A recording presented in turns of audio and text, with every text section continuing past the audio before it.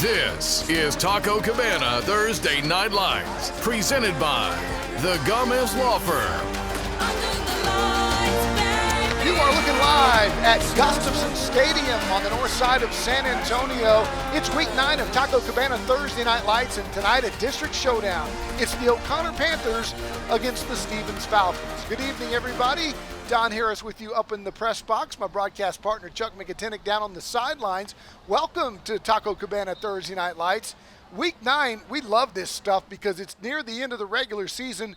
That means playoff spots are on the line, and it is pretty much win or go home for both Stevens and O'Connor. Chuck? Yeah, Don, really it's a 3-team tournament between Warren, Stevens, and O'Connor. Really, Stevens controls their own destiny in this one. If they win out, they are in. They will grab that last playoff spot. O'Connor, if they win their last 2 games, they need a little bit of help, but they're also in a fairly decent spot as well. Obviously, Warren, they're going to have their shots as well, but this is what you play for, Don. I mean, you've worked all season long to put yourself in a position to punch your ticket to the postseason. None of these teams will be able to do it this week, but they will be able to get one step closer if they can get a win this week. Coach David Molesky's squad will do it on the ground tonight, and they'll do it behind Briley Brown, number 75. And Chuck, for as long as we've been doing TNL, we've been calling on a number 75 Brown for the O'Connor Panthers. Oh, isn't that the truth, right? This is number 4 in the lineage, Briley Brown. I don't know if he was born big, but if he wasn't, he sure adapted quickly. And this is going to be a little bit of a civil war tonight. His oldest brother is on the opposing team's coaching staff, so it's going to be interesting to see what O'Connor can do on the ground tonight. They are awfully big up front, and none bigger than Mr. Briley Brown. Yeah, Brady Brown, the OC for Stevens, and he's been calling plays for this young man for a long time. I'm going to say, Chuck, as long as we've been doing TNL, KK Brashears has been the quarterback of Stevens. Yeah, right. He's been playing since he was a freshman, and by the way, elite level flow on KK Brashears. This guy has done an amazing job during his time at Stevens. As his coach says, he's the gold standard. When he graduates, I'm going to cry. That's what Anthony Boykin told us this week. Does it all, loves football, loves baseball, but the most important thing to KK Brashears, academics. He will have a chance to play football at the next level. We'll just see if it's the academia way that he indeed decides to go. He's a San Antonio sports all-star, and he has thrown for over 6,000 yards. When we come back, it's our Gomez Law Firm keys to the game. It's Stevens and O'Connor on Thursday Night Lights.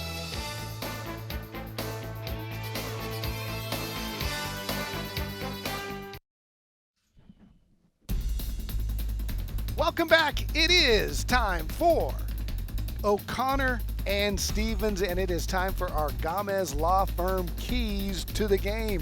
Let's get it started with Coach Molesky and those O'Connor Panthers, Chuck. Yeah, they want to be able to run the ball tonight on Stevens, control the clock, and then, Don, they want to win the turnover battle, and it's going to be an interesting ball game for both of these teams for a lot of reasons. O'Connor really has to hit these keys tonight if they're to become victorious in this ball game. Here's David Molesky. These kids have grown up wanting to play for the OC, and you know, here's their opportunity, and so there's a sense of pride and there's a sense of responsibility that they have that we're going to continue to go out there and fight if there's a little bit of fight left, and there is. It's about going out and executing and minimizing the mistakes that you have, and hopefully that you make one more play than you didn't the week before. Falcons also need to win to get in. What are the keys for Anthony Boykin's squad? Well, they want to be able to handle the looks, especially in the secondary in this ball game. And then Stevens, they're not the biggest team on the block. They're really concerned about the size of these O'Connor Panthers. And then they got to be rock solid when it comes to wrapping guys up and bringing them to the ground. Here's Coach Anthony Boykin. It's like any other season, Northside ISD. You know, there's going to be ups and downs. There's highs and lows that go with it. The thing that I'm really proud of our team is they played through the adversity. They've won enough games to get us in this position where we get to lay it on the line, on Thursday night. Man, what else can you ask for? Win or go home between O'Connor and Stevens. When we come back, we'll have our national anthem as we close in on kickoff here at Gustafson Stadium.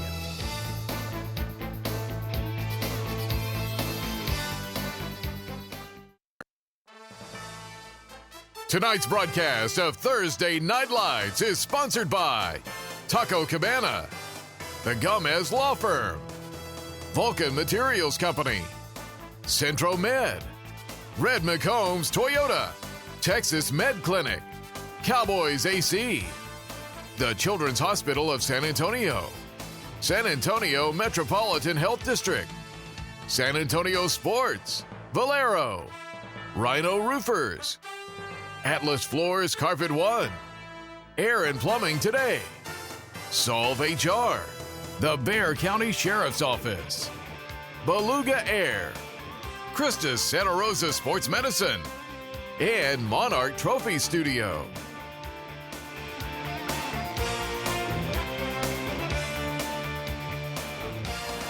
Well, the O'Connor Panthers have taken the field, and here come the Stevens Falcons.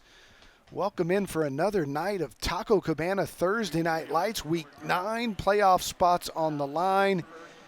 And Chuck, when you look at these standings and we talk about the three-man race, I was talking to the coaches before the game, and David Molesky was clear. We lose, we're out. And then I asked Coach Boykin, I says, okay, you win. He goes, we got to win to stay alive. I say, you lose, you're out? He said, I'm not so sure, because it's going to come down to maybe a long tie break. He said, we might have to get out a calculator at the end of the season, but for all intents and purposes, Stevens needs to win the next two games to stay alive, and here they come. They're fired up as we close in on kickoff. Yeah, and for O'Connor, they got to win their last two games and then get a little bit of help. But right now, you know, this is all you can ask for, Don. You play all season long to get to this point and just have a shot. Color Guard has taken midfield. Let's turn it over to our public address announcer. It is Lou Kaluza.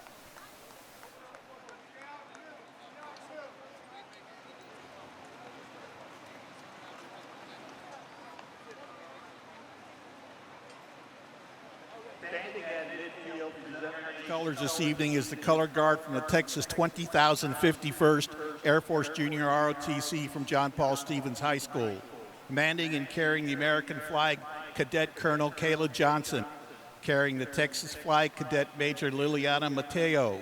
The American Guard, Cadet Captain Noelia Laguna. Texas Guard, Cadet Major Reina De Luna. This time, ladies and gentlemen, we ask that you please rise and remove your hats to honor America and the men and women serving in our armed forces around the world. Our national anthem this evening will be played by the John Paul Stevens Falcons High School Marching Band under the direction of John Dominguez.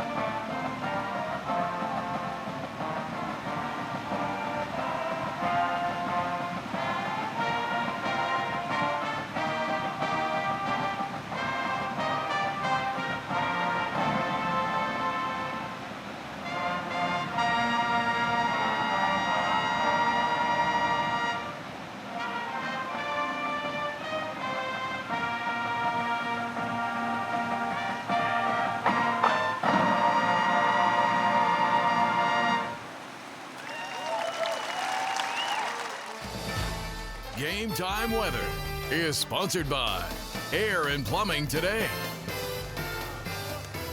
Time for our Air and Plumbing Today game time weather, and it is perfect. 76 degrees, clear, just a little bit of wind out of the south-southwest at 7 miles an hour. In other words, this is a perfect night to play some high school football. As we close in on our Rhino Roofers first half kickoff, the O'Connor Panthers will do the kicking, and Stevens will get the ball first. A.J. Ruiz back to take the kickoff along with Landon Prouty. They're the deep guys, and doing the kicking for the O'Connor Panthers, as always, is Aiden Nanez, the senior, who we saw just a couple of weeks ago. As you take a look at Anthony Boykin, his squad will get the football first. Good look at both of these coaches. Have been in the game an awful long time and both have a lot of wins under their belts. And he'll kick it away deep. And backing up is Ruiz, and he will let it go into the end zone, and we'll get our first look at KK Brashears. He's the starting quarterback for the San Antonio All-Star game. He's a team captain, and as we told you, even more impressive than his hair, or his flow, as Chuck likes to call it, is his resume at Stevens. He started as a freshman. He's thrown for over 6,000 yards, 1,600 this year with 14 touchdowns.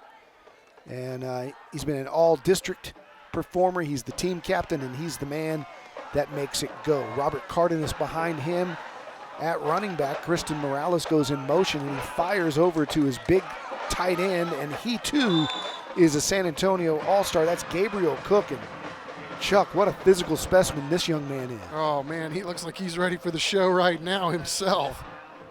Taking a look at the Stevens offense, Cook, not only a great football player, an all-star at tight end, he's a baseball player as well, and they're led up front by their veterans, Travis Longoria and Aiden Huizar on the right side.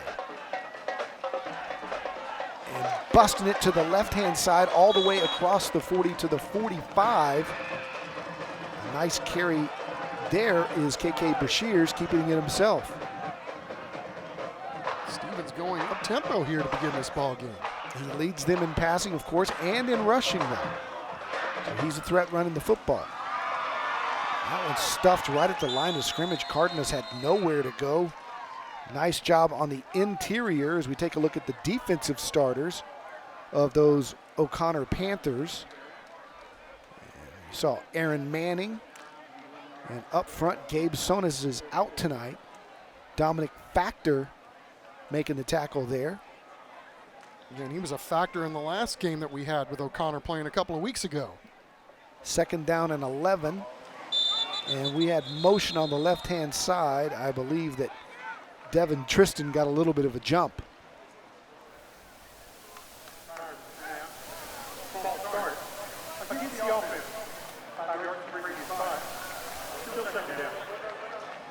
Jim Sartwell, our lead official tonight, and his crew.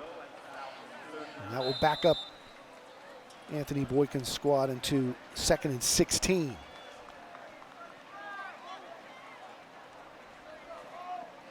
Just the situation Brashears would probably love to be in, because he gets to sling it as he sends Cook way out to the right-hand side. 3 split to the right as they bring Morales in motion. Brashears over the middle, deep, and he just overshot his intended receiver. He had A.J. Ruiz on a deep post, and that was just a little strong. Well, you can see Stevens trying to press the action here in the early going with the ball downfield. I like it, trying to loosen up this O'Connor defense early. Maybe see if that affects the running game later on, but if I'm KK Brashears, I'm looking at 18 a lot. He's at the bottom of your screen. It's 3rd and 16. He may look that way here, and it's going to be longer than that. It'll be 3rd and 21 as the left side of that Falcon line moved. Another false start against the Falcons.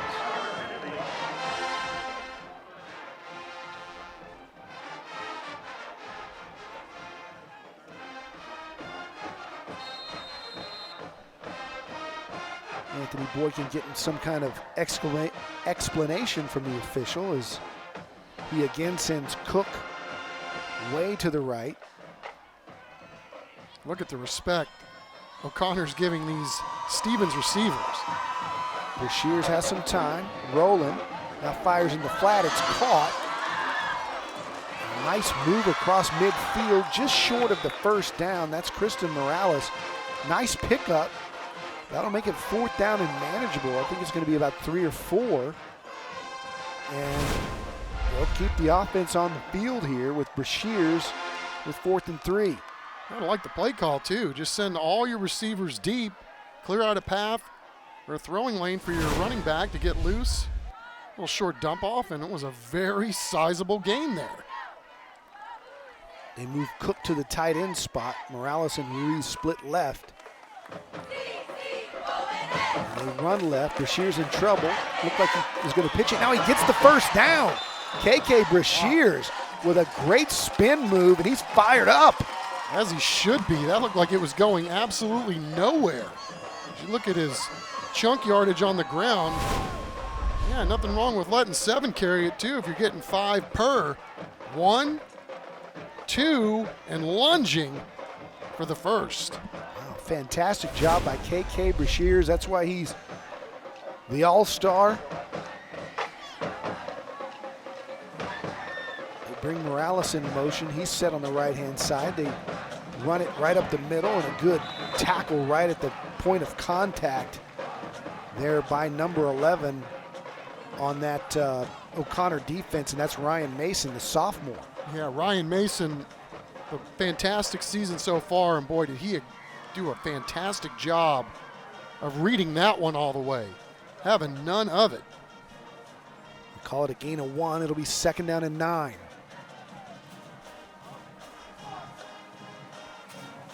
Morales split left. Running option right. Brashears keeps. Brashears gets across the 35. Be about a yard short of the first down. It'll be 3rd and 1. And another nice run by KK Brashears. Yeah, you see how great he is. That first cut, that first step when he decides to turn it upfield, very, very quick. So you might want to help him with his shoulder pad. Be tough to throw with that thing hanging out. They split 3 to the left. Morales comes in motion, 3rd and short. And it'll be Brashears again, keeping. He's got the corner. He's got the 20. KK Brashears has a touchdown. Stevens strikes first. KK Brashears. Well, you got your shoulder pad hanging out, so you don't want to throw it. So you just take it around the edge and go. KK Brashears showing off his speed, getting down the line and getting 6. Here it is again. RPO, bounces it to the outside, and one man to beat. Kind of deceptive speed for KK Brashears as Mateo De Hoyos comes on to try to add the extra point. AJ Ruiz will hold. And the kick is up, and it is good. And it is 7-0 Stevens. The Falcons strike first. O'Connor's got it when we come back.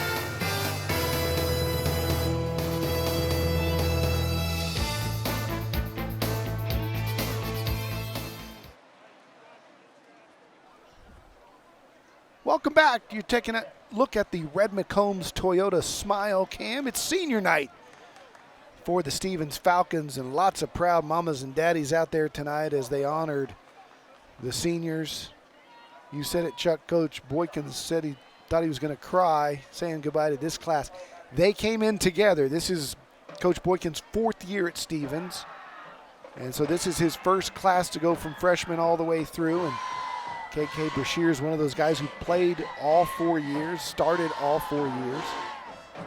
And it was an emotional night for the moms and dads, the kids, and the coach.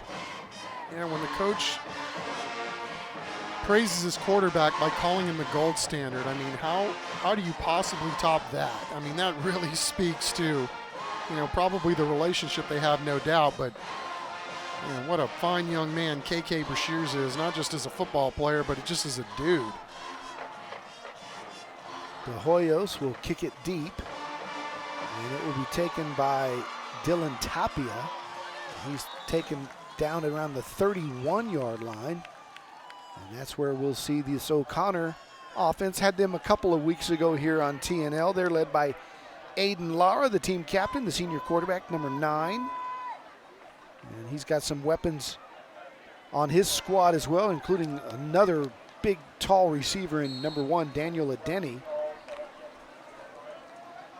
Run a couple of different running backs, including Bryce Marino and Chris Mejia. This is Marino. He's got the outside, and he's got about 5 yards. before he's ridden down by Eli Rodriguez, the junior safety for Stevens. 2nd down and 5 as you take a look at this offense. We talked about Briley Brown. He's the big star there, just a junior too, 6'4", 275. Inside handoff to Mejia. He's a tough physical runner. We saw that a few weeks ago and makes the most of his touches. It'll be 3rd down and short. Yeah, these guys are really good, averaging around 5 yards a carry, and that's just good old-fashioned smash mouth right there. Just get it to your guy and let him plow. Rocky Lopez is the team captain up front. Big number 92 leads that defense of the Stevens Falcons. 3rd and short, and they'll run it counter right, and plenty enough for a 1st down is Jeremiah Hall. So a lot of different guys getting involved early here for O'Connor. And this is just what the doctor ordered too. You know you're in a big ball game and you just gave up a touchdown on the opening drive. Stevens overcoming all kinds of penalties to still get into the end zone. And one thing you want to do if you're O'Connor is make sure that the Stevens defense doesn't have one of those shutdown innings. Go back and get that 7 points right back. 1st down and 10. Lara slings it, completes it. Nice cutback move, and it's a gain of about 8. We were talking about Rocky Lopez. He is the subject of our Beluga Air player profile. Rocky is a 2-year starter, also plays baseball. He's on the leadership council and wants to go to study sports journalism at UTSA. Yeah, he did a really good job on camera this week, talking to our very own Jack Green. Come take our jobs. Hand off over to the left-hand side. Plenty enough for a 1st down. Yet another ball carrier, and that's Aaron Olivas, the senior. They'll run it with about 5 different backs. They'll keep them fresh and run them in. Running behind big number 75, not a bad idea at all. Take advantage of your size. O'Connor has a lot of that. This has gone pretty much according to plan so far for the Panthers. It's Olivas again lining up next to Lara. 2 split to the bottom of your screen. Stevens showing blitz. Lara keeps. He's got some room over there and dives forward for about 4. He's taken down by Eli Rodriguez again, who's got a couple of tackles already here early in this one. Yeah, the right tackle, Toby Alanis, doing a good job of holding that line. Lara looked like he was going to go left. Saw some daylight over there to the right. Did a great job picking up about 3 or 4 on the play. Into the ball game is Daniel Adeni, the tall wide receiver that I talked about a little bit earlier. He's at the bottom of the screen. Lara looks the other way, fires, completes, and it's caught by Jeremiah Hall right at the stick. I think it's enough for the 1st down. They'll move the chains, and O'Connor's on the move here at the 31. Yeah, textbook drive. Jeremiah Hall running a great route. Aiden Lotta delivering the ball on time, and it's one way to beat the blitz. Stevens bringing a lot of pressure on that particular play. The receivers switch sides. It's Hall to the left, Adeni to the right, come in motion, and they hand it to the motion man, and he's got nowhere to go. Stevens with good pursuit as they drop Bryce Moreno at the line of scrimmage. Yeah, Rocky Lopez, Caleb Sanchez, Roland Rios, and then those guys up front for the Stevens defense getting some help from their backers in this 3-4 defense, and that's how you stop the run. Get a lot of guys to the action. See Raymond Sines, just a junior. 2nd down and 10. Hall and Moreno split right. Adeni left. Mejia in the backfield. He's looking at Adeni now. Pressured and dropped. A sack for the mentioned him before, Rocky Lopez coming through. Man, big fella can move too. Take a look at this. Beats his guy up front, and when the pressure comes from the middle, it makes it really hard on the quarterback, and Rocky's got himself a knockout blow. So it'll be 3rd down and a mile. call it 17 for Lara. Straight drop, going deep, going for the intended receiver and laying out for it, almost making the catch is Jeremiah Hall. Incomplete, but not for a lack of effort. And Stretch Armstrong. Gonna tap out here, but what an effort is right. Great camera angle. Almost brought that in. A pretty nice ball, too, by Aiden Latta as that pocket was collapsing in a hurry. Coach Molesky will run out his punt team a little late here. They've got 8 seconds to try to get this off on the play clock. Down to 2, down to 1. They're going to take a delay here, which is probably okay because we'll have plenty of room to boom it now.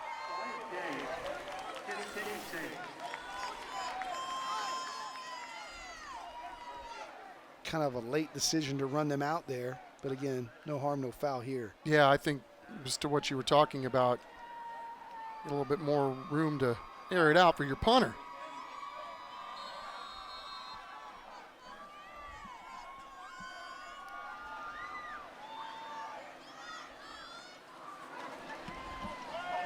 Nice high kick, going to be a little deep though. Going to go into the end zone, and we'll see KK Brashears and the Falcons offense once again. It's 3:46 to play here in the first. Stevens leads it 7-0.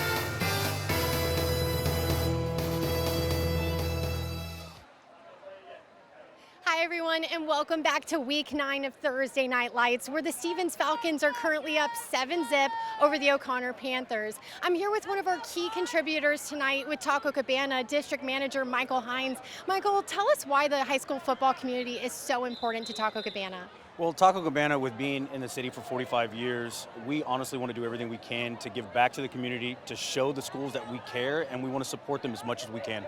Not only is the high school football community important to you, but also the CW35 community. You brought some tacos for Chuck and for Dawn. Tell us a little bit about your taco offerings at Taco Cabana. Yes, absolutely. So right now, this is our breakfast box at the store. It's $16.99. It's 3 bean and cheese, 3 bacon and egg, 3 potato and egg, and 3 chorizo and egg, served for breakfast.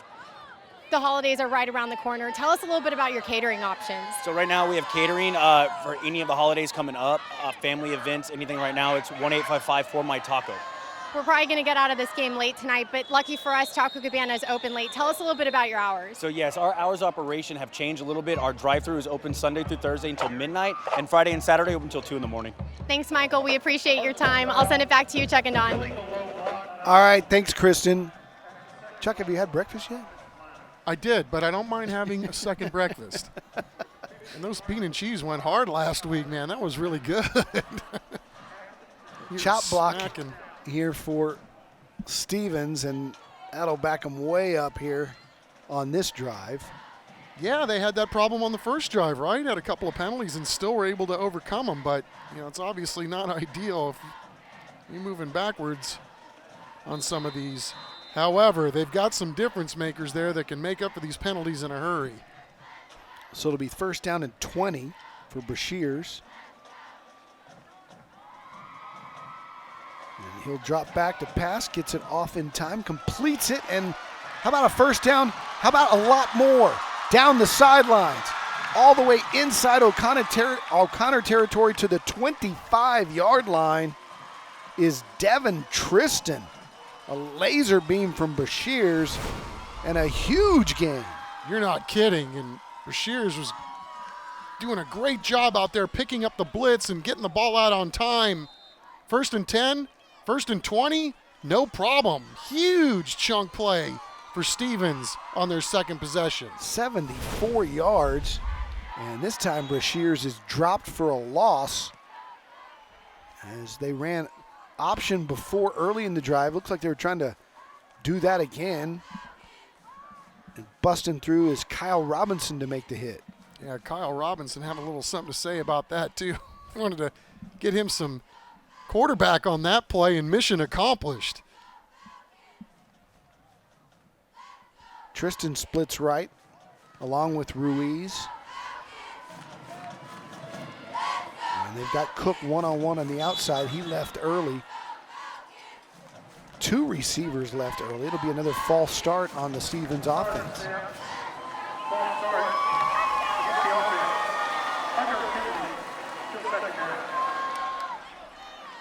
So another penalty, make it 2nd down and long as you take a look at our Christus Santa Rosa Sports Medicine band cam. Hear from both bands coming up at halftime. Yeah, I look forward to that each and every week. Kristen Urban will run it down for us.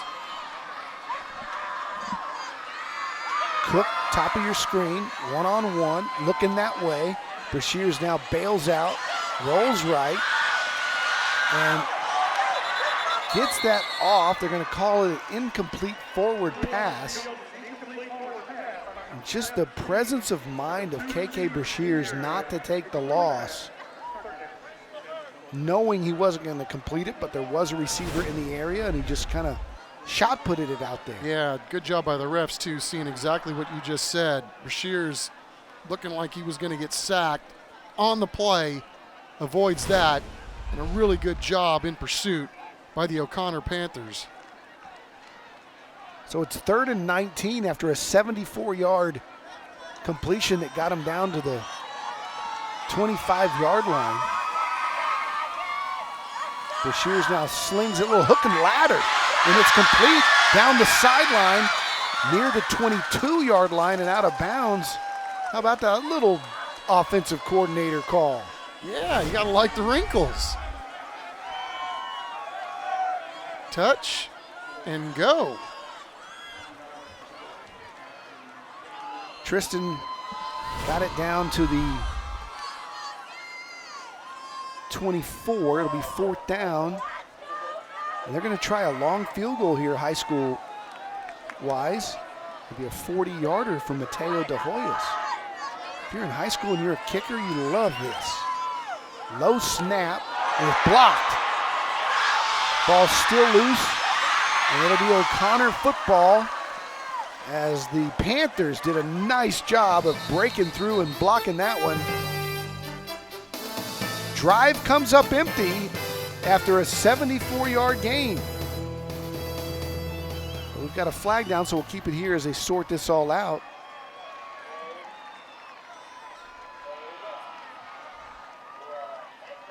Well, you're seeing a David Molesky coach football team right there doing something special on special teams.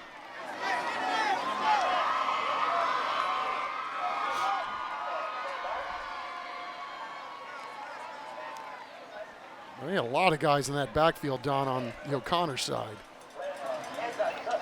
During the return, illegal padding against return team. Penalty reinforced.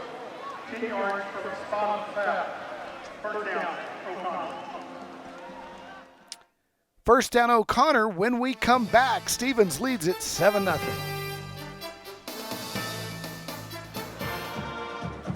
Hi, everyone, and welcome back to Thursday Night Lights, where the Stevens Falcons are currently up 7-0 over the O'Connor Panthers. I'm here with one of our key contributors tonight, the Gomez Law Firm. 2 of their paralegals are here, Anna and Marie. Anna, could you tell us just a little bit about why the high school football community is so important to Gomez Law? Well, Mr. Gomez has been practicing for 50 years and more, and we plan to do more, and we do give to the community all the time. That's his favorite thing to do. Marie, Anna talked about the Gomez Law Firm being around for 50 years. You're hoping to go for 50 more. Tell us a little bit about that. Yes, Gomez Law Firm has been involved with fundraising for scholarships, food banks, food bags during the pandemic, and we hope that we're going to have 50 more years to go. Anna, you've had so much success in the community. Tell us a little bit about your reviews. We have over 1,000 and some reviews. We have a couple of bad ones, but the majority are all great. Thanks, Anna and Marie. Appreciate your time tonight. And Gomez Law fights. Thanks, y'all. I'll send it back to you, Chuck and Don. He's 2nd down and 9 for the Stevens Falcons. They should see our reviews, Don. O'Connor Panthers. Ain't seen nothing yet. A 98 is a great score. Darn right. I don't know what those were or are.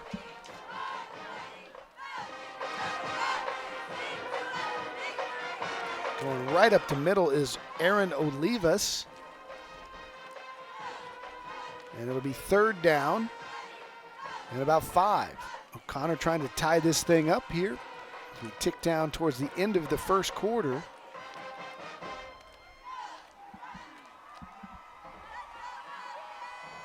A chance for the Panthers if they can move the sticks here and get a fresh set. Kind of put some pressure on Stevens after they came up short on their last drive. There's Aiden Lara looking to pass. Those in the flat, going to get the first down as Olivas gets to the 40-yard line, and that'll move the chains as we stop the clock briefly to move the sticks, and then it restarts, and we've got 30 seconds here to go in the first quarter. You can tell what kind of a heady ball player Aiden Lara is right there. I mean, just waited and waited to the last possible second and saw that the defense was running with his receivers and just checked it down, and just a good, heady, smart play by the QB. A trap play here. Nice cutback move. Nice move by Jeremiah Hall. And that'll be the last play of the first quarter. Stevens will take a 7-0 lead into the second quarter of play. But O'Connor will have the football at midfield. We'll switch sides. Coming back with second quarter action after this.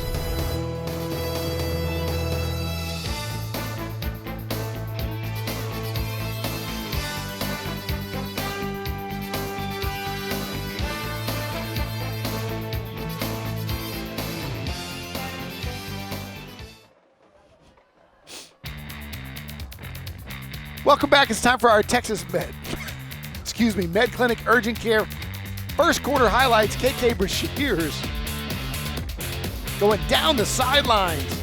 A 35-yard touchdown run. That made it 7-0. That's where we stand as we take a look at the Panther is shocked.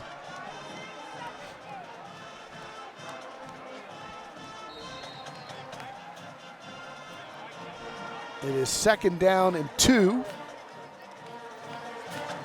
Inside handoff, and Mahia running it tough right across midfield. That's enough to move the chains. It'll be a Cowboys AC first down here in the second quarter. Connor having some success running the football here so far in this football game. He has been the guy that's carried the load most of the year, but as we've seen all night, they're kind of mixing it up here in the run game in the early going. New set of downs, a little jet sweep coming this way. Still on his feet, fighting for extra yardage is Bryce Moreno. And now the whistle blows after a big gainer there. Yeah, you see this O'Connor football team, and Don, they've got 5 guys that have gotten significant action toting the rock, so not really showing us anything that we haven't seen all year as we take a look at our Beluga Air player profile. And one of the reasons they can run the ball at O'Connor is because they got big Trevor Crawford, team captain, up front. Big size advantage for O'Connor. Nice little reverse here. Nice play call, but Stevens' defense recognizes and makes a play. The Falcons stayed at home on that. We're not fooled. And a nice tackle by Leno McGarity. He's in there tonight subbing for the injured Israel Breleg. Yeah. Navia in there as well. Just a really good job staying at home, right? I like that play design myself. Pretty nifty. Spiffy. 3rd and 3. Lara gonna throw it. Now pressured, now he'll just throw it away, throw it out of bounds, and it'll be 4th down and short. Well, you could tell they wanted to do something short and quick, and Connor's talking it over right now. When it wasn't there, Lara decided to just get it up and get it out. Let's go to the next down, which just unfortunately happens to be 4th. So not exactly good timing to have a play go bust. 4th down doesn't mean what it used to, though, these days with analytics and the way they've decided. It was a high school coach in Arkansas who decided to go for every 4th down and onside kick every kickoff. And the numbers kind of worked out. O'Connor got a little bit of a jump, no flag. They'll dive for the first down and get it. Aaron Olivas picking up the sticks. Really good job that time by Aiden Lotta on the pitch. Suck the defenders in, get the ball outside, and give your guy an angle.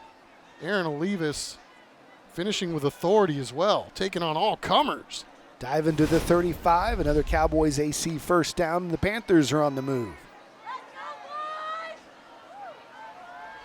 Jeremiah Hall goes wide to the left. Denny's at the bottom of your screen. Lara looking over the middle, fires that way, right in the middle, wide open, across the 20 and into the Cowboys AC, the Central Med red zone is big number 15, Will Locke. Bunch of good football players with the last name of Locke coming through the halls at O'Connor. And Will doing a great job of just finding the soft spot in the zone, sitting, and then looking for some contact, and he's got to go run a few yards to find some. Here come the Panthers, another inside trap.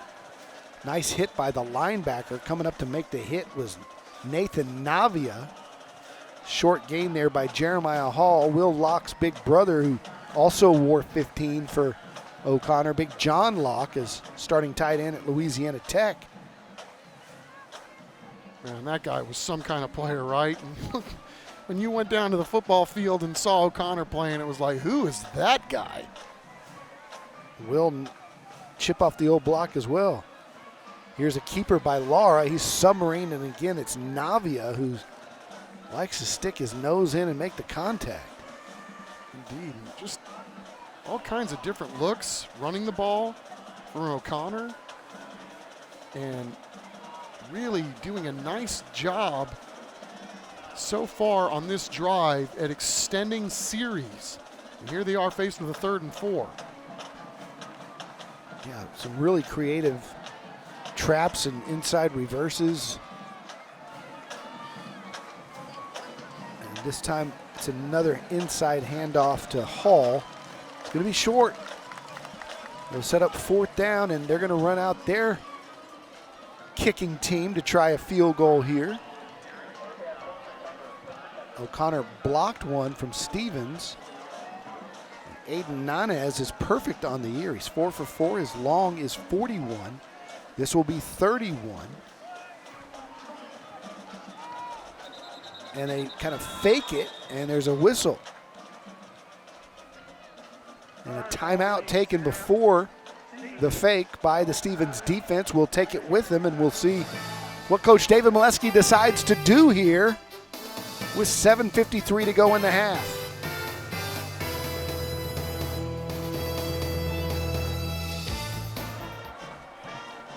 Welcome back to Gustafson Stadium. Now it looks like Nanez will try the 31-yarder after the fake didn't quite fool Stevens. They called the timeout. Oh, tough snap, but a great hold. Oh my goodness, that kick is good after the quarterback, Aiden Lara, makes the hold of a lifetime. I don't know how many times you see a replay on a field goal, but we'll get another angle of that when we come back. O'Connor's on the board, 7-3.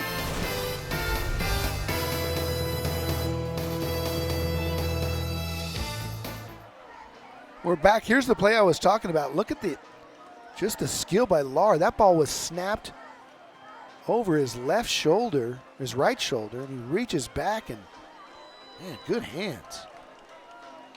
Yeah, I thought that was going to whistle by his ear and cost O'Connor 3 points, but Aiden Lotta. Cat quick reflexes. Yeah, good hands. So the Panthers are on the board, and Nanez will kick it deep to A.J. Ruiz. Also, Prouty is back there. 7:49 to play here. Both teams, as we said at the top, fighting for their playoff lives. And this will be the pooch kick that will be fair called and caught right at the 30, and we're back in 15 seconds.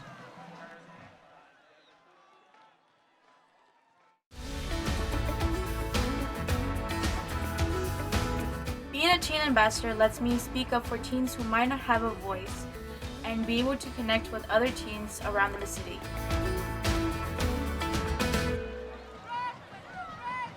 So Stevens will try to answer after O'Connor put 3 on the board.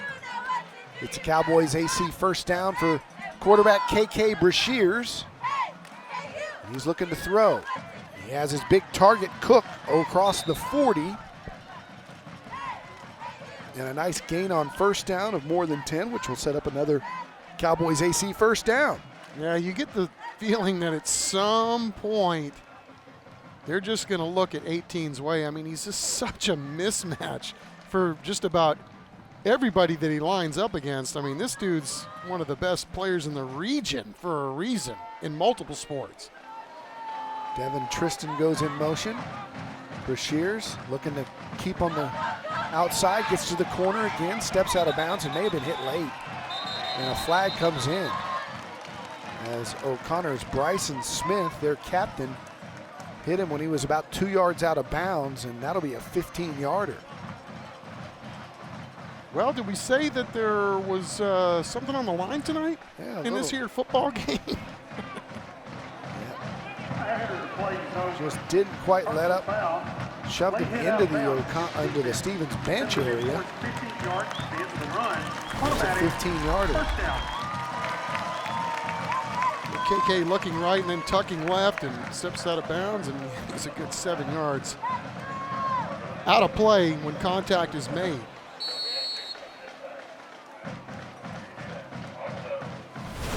KK didn't like it. Let him know about it. Look at the respect 18's getting at the top of your screen. Love it. Brashears on the key. Brashears. He's off and running. Got a block. No flag. KK. Touchdown. Well, that's nice job by the receiver out there. Excuse me, Chuck. No, you're good. I'm as excited as you are calling this action. And you see, you know, my eyes go to the top of the screen. Looks like O'Connor's looking that way too. And while that's going on, KK's picking him up and putting him down untouched.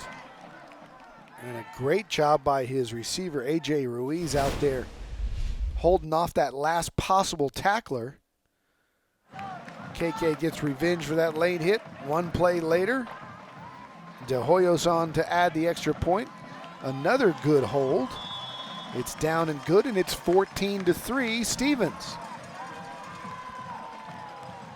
Coming up at halftime, we'll spotlight a couple of area teams that are making a difference in our communities with the Beyond the Game program.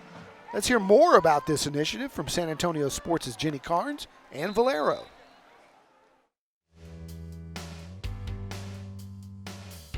Beyond the Game is an initiative that works with all of our school districts to encourage high school and middle school teams to make a difference within their student population and serve our community. We know that students who participate in team sports are setting the foundation for their future in the workplace by learning teamwork, unselfishness, and respect. This program recognizes high school and middle school teams for working together to make a difference in our community. The values of integrity, respect, teamwork, excellence, and community service are the backbone of Valero's long-standing culture, and we are honored to partner with Beyond the Game to recognize these exceptional students in their endeavors. Having Valero as a teammate for Beyond the Game will help this program continue to positively impact more teams, coaches, and families. 4 teams will be recognized during the San Antonio All-Star Football Game presented by HEB in the Alamo Dome. If you want to nominate a team, you can visit sanantoniosports.org and learn more about the program and nominate your team today. Thank you, Jenny. San Antonio Sports doing a great job with Valero on that Beyond the Game initiative. Russ Bookbinder brought that to San Antonio as brainchild of his father-in-law, the great Grant Taft, who coached at Baylor. Started an initiative about kids doing more in the community, and it's now taken off citywide across the state, and we see it every week. So many of these great middle school and high school programs out in the community doing all kinds of community service to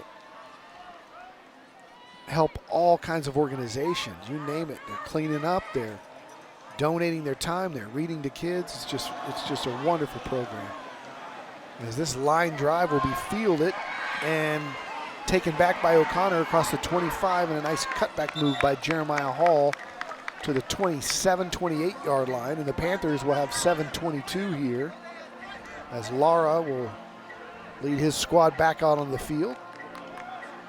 Yeah, Don, to your point, and a lot of it is not recognized. You know, there's only so much that you can do recognizing a couple teams a week, but, you know, both of these teams just this week put a bunch of kids on some buses and had a Fields of Faith event, both O'Connor and Stevens. And Coach Boykin was telling me they had 3 busloads full of kids doing that on a short week. So, you know, they're finding time to peer bond and do some work in the community as well, even when seemingly there's not enough time to do all the stuff that the demands of a high school athlete, you know, the stuff that's on their plate day in and day out. I mean, the job that these kids do and the guidance that they're getting from their coaches and the staff, it's top of the line. There's no question. We've seen a difference made in just the last 10 years or so in the academics. So many of these kids now are straight A students, community servants. It's fantastic. Tip of the cap to the coaches and athletic directors. They're pump and go there, and good defense. Sticking his paw in there to knock that one away was Lino McGarity, and yes, he is a relation to the McGarities. Wayne was probably the most famous, but there's brothers and cousins and sons, and the McGarity squad from Clark to Jay and now Stevens. Lino doing a nice job sticking his hand in there. It's an outstanding play. Blanketed very well, young man. He's just a sophomore. He's got fantastic size. Lara looking over the middle. Now he's going to fire. That's caught. Contact made, but tackle broken and still on his feet across the 50 to the 45 to the 43-yard line. A fantastic after the catch move by Bryce Moreno. Aiden Lotta starting that thing up, avoiding the pressure, stepping up in the heat, delivers a strike, and Bryce Moreno doing the rest. Fantastic pitch and catch. We may have a collision of the game nominee between two Falcons here. They ran into each other. Let's get another look at that. That was hilarious. Unless you're one of those two guys. Of course. The guys are playing hard. I mean, we spoke about it quite often already through this broadcast about what is at stake in this ball game. I mean, you're looking at two teams that are literally trying to fight and survive to get to next week. Got to win tonight. 2nd down and 10, 5:45 to go here in the first half. Lara gonna pull it, gonna throw it, got his man down there, and it is incomplete as McGarity again on the coverage, just a sophomore. He's in there tonight because of an injury to Israel Bullock, the starter, and McGarity is showing he can play. Just a fantastic job running stride for stride with the receiver. Navi is the guy back there, but we're seeing already there's some other dudes that can play too. So it'll be 3rd down and 10 from the 43.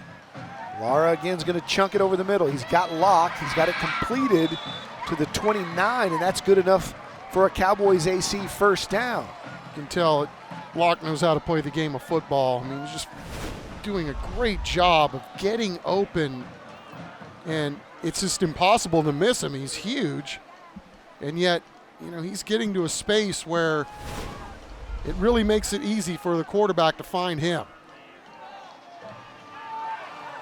New set of downs for the Panthers. Lara throws the slant over the middle to the big man Ademi. He's got it right at the 20. That'll move the sticks. It's a Cowboys AC 1st down inside the Central Med red zone. And you could tell that the O'Connor coaching staff is picking up on something here. They're having quite a bit of success in this area of the field when it comes to throwing the football.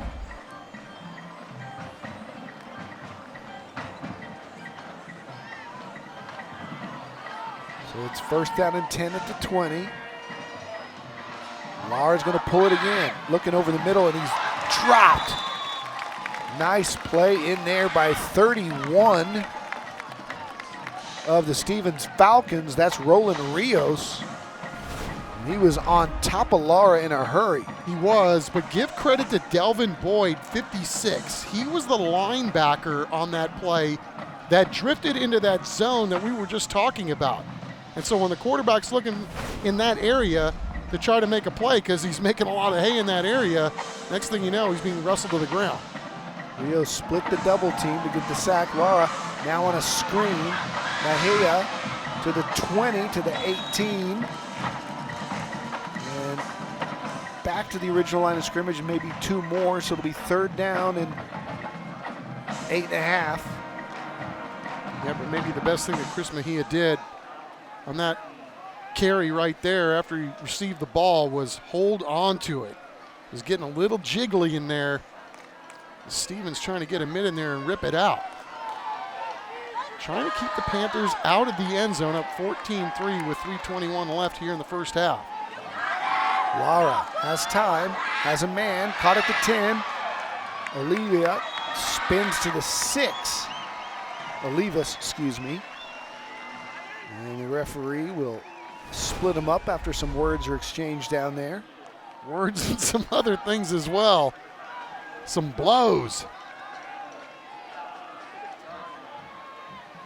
Olivas wasn't going to give it up as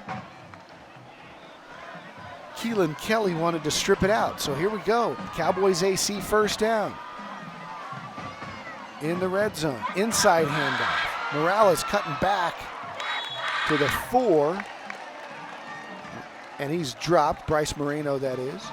Boy, those are nice looking plays, aren't they? And they're well executed. They move quickly. And then Bryce Moreno, you can tell they want to get this guy in some space. He's like a jitterbug. Second down and goal. Nathan Navia. And that Stevens Falcon defense trying to hold him here. Leave us in the backfield. He's got it, and he's bullying his way into the end zone. Touchdown, O'Connor. The Panthers are an extra point away from making this one 14-10. Well, the big boys up front for the O'Connor Panthers doing their job, and these running backs running with authority as well. But Trevor Crawford, John Silva, and Toby Alanis over on the right side over there. There's some big, beefy dudes over there, and they really creased up Stevens on that particular drive. Lara does another great job of getting that snap down. Nanez adds the extra point. And Aaron Olivas makes this a 4-point game with 2:13 to go here in the half. And we're back in 15 seconds.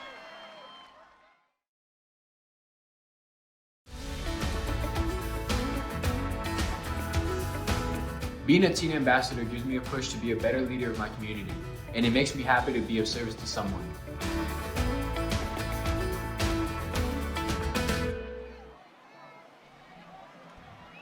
And we're back as we get one more possession here by the Stevens Falcons.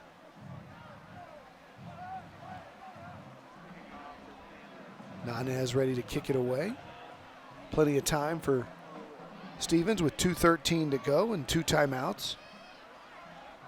Especially with KK Brashears, as we've seen already, he can hit you really quick. A 74-yard pass play, then 2 long touchdown runs for Brashears. Yeah, and then for O'Connor, Don, what a great drive to answer back by them. Very, very sharp. Very much the tacticians on that drive go right down the field and answer, both running and throwing it. There's a short kick. It'll be fair caught at about the 24-yard line. So we'll see Brashears here after Devin Tristan makes the fair catch.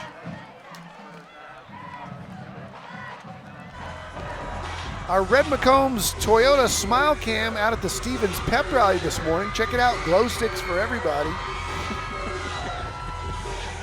Oh, choreographed routine there by the football players too. How come we never get invited to these parties?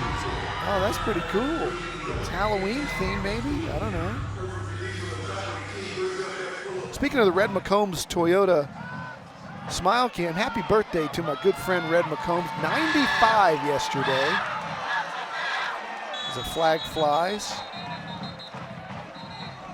Would you take 95 right now if they told you? It depends. I'm showing some signs of weaknesses here at the age that I'm at right now.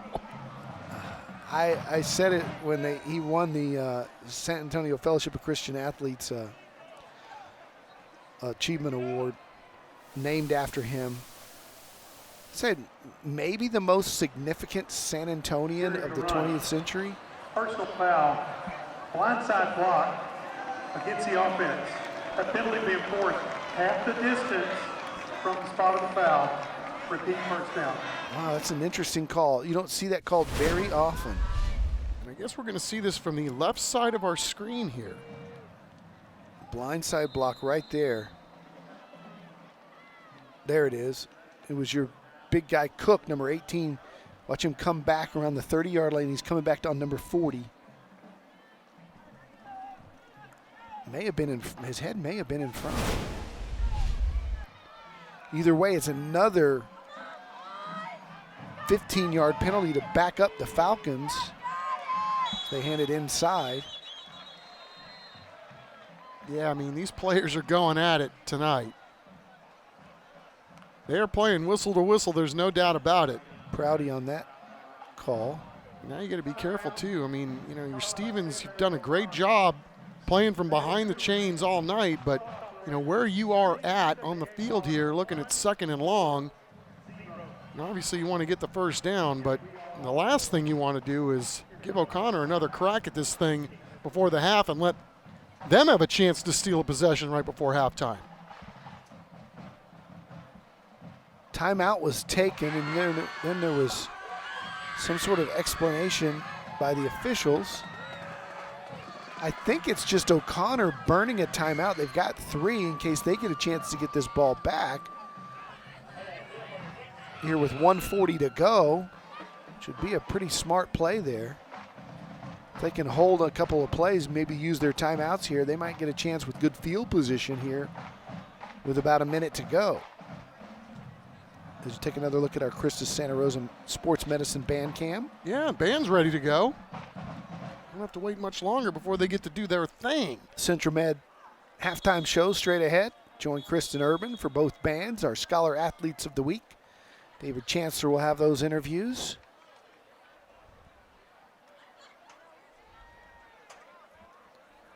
And Molesky may draw up another timeout here after this play, depending on how it turns out. Brashears has 4 wide outs, 2 to the right, 2 to the left, including the long, tall Cook at the top of your screen. Yeah, can't blame him for rolling a safety on that side.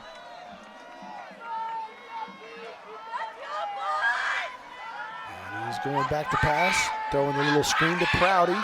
Got to break a tackle, did, but a really good job of seeing that develop by the linebacking core. I think that was Bryson Smith, who, if he misses that tackle, they're in trouble. So Molesky will burn another one. It'll be 3rd down and long with 1:32 to go. And let's flash back to 2017 on TNL. Jalen Hughes over the middle. Now he's looking for a block. Gets one, cuts back. Watch out.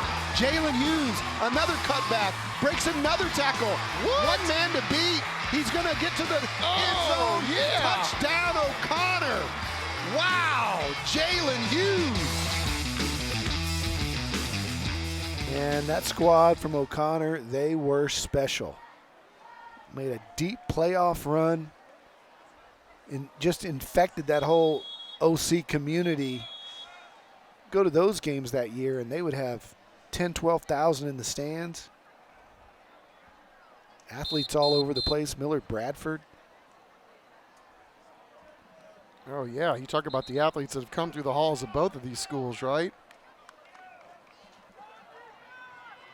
Talked about Locke and guys like Logan Parr, your guy Millard Bradford. And you're not going to forget, man, you called your shot on that guy well before it happened. Yeah, he was special. Was it Roel Sanchez, the quarterback? He was really good. I think he played small college ball. And now let's see if he'll use his last one.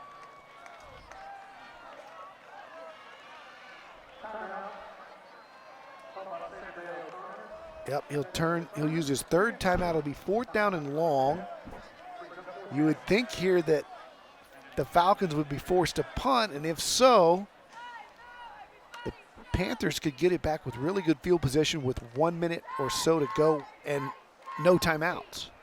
And you always have to be careful when you're lining up against O'Connor for something to happen on special teams. They are elite. Don't forget, after you watch the bands at halftime, you can vote for our Children's Hospital of San Antonio $5,000 band grant.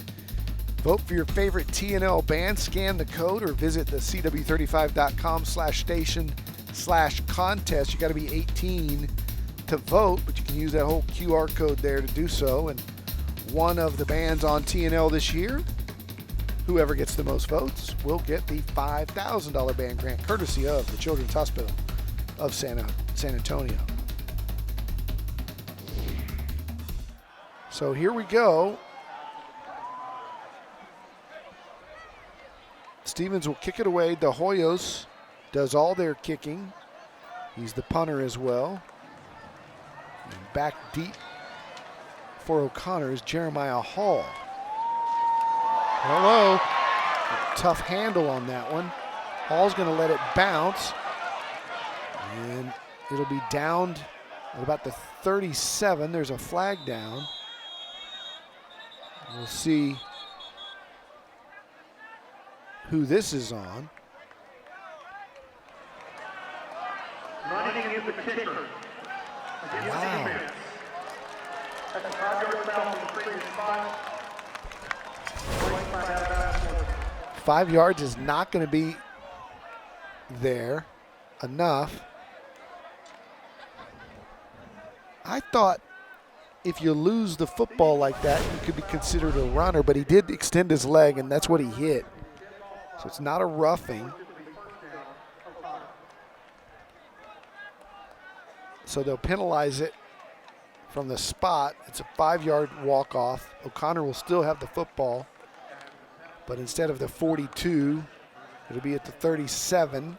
As you take a look at our All-Stars that we named a couple of weeks ago. They got their plaques today. These are the All-Stars, including the deep snapper, Colby Connell from O'Connor, and KK Brashears, and tight end Gabriel Cook. Congratulations to them. Yeah, well earned. I mean, Colby Connell, one of the best deep snappers in the entire state. Lara, under pressure, throws it over the middle. Locke was in the vicinity, no grounding. Incompletion stops the clock with 1:10 to play. It'll be 2nd down and 10. Yeah, and Stevens really trying to dodge a bullet here. I mean, that could have gone really the wrong way for them on that punt. And then again, you know, we've seen them overcome their mistakes on offense to score touchdowns so far in this first half, but that penalty really gaffed up that drive there. And again, now O'Connor's going to have at least a chance to potentially take the lead here before the break. Demi's got one-on-one coverage at the bottom. Lara's looking for him, going deep to him, and got him at the 25. He broke a tackle. Demi's going to score. Touchdown, O'Connor, with a minute to go here in the first half. Aiden Lara hooking it up to Daniel Adeni, who had single coverage. He recognized it, and Adeni with a fantastic job after the catch to break a tackle and get in. Yeah, first thing you got to do is secure the ball, right? He did, and then refuses to go to the ground. And, man, well played by O'Connor. Get a little home run action before the break and take the lead in this football game. This is what kind of happens, O'Don. You know, you mess around and you find out. I mean, just Stevens in control of this football game, and then you have a mistake, you don't move the football like you can, and then all of a sudden O'Connor hits you for a big one right before the break.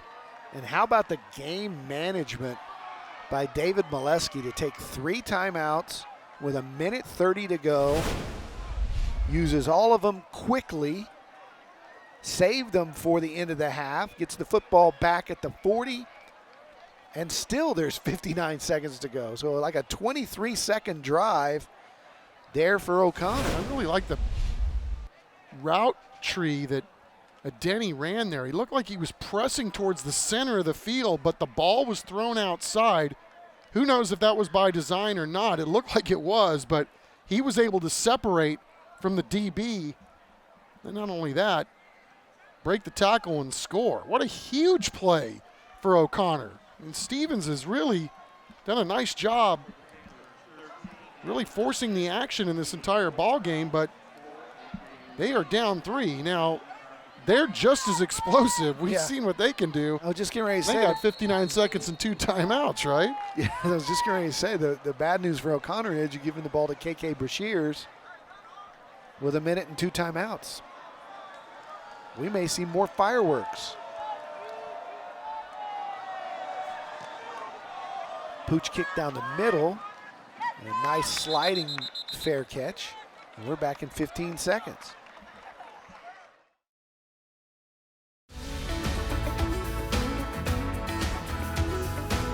Being a teen ambassador lets me speak up for teens who might not have a voice and be able to connect with other teens around the city. So we'll see if KK Brashears and the Stevens Falcon offense can answer here. Good one at Gustafson Stadium. Can you tell that both these teams know that it's win or go home for the playoffs? Cowboys AC first down for KK Brashears. They're going 2 minute. They fire to the outside, caught, getting out of bounds, stopping the clock. Nice gain of about 5. As Devin Tristan on the reception. Yeah, and if you're O'Connor, keep everything in front of you. Easier said than done when they've got some elite level receivers out there, including a tight end by the number 18. Morales and Ruiz to the right. KK's looking left, goes over the middle and incomplete. O'Connor fired up over that defensive play by Nicholas Chapa, who broke that up. Yeah, that's a big old DB right there for the junior making a nice play. Be third down, about 7. 50 seconds here. Again, Morales and Ruiz left. Cook to the right. They fire left, incomplete. It'll be 4th down. And I tell you what, Stevens may be careful here. If they don't get it and they decide to go for it, they won't. They'll punt it away, and that's the smart call. Good defense by O'Connor, stepping up by Ryan Cortez to match the offensive output. He's team captain with 23 tackles, and there's still 45 seconds to go here. O'Connor will get the football. They won't have any timeouts this time. This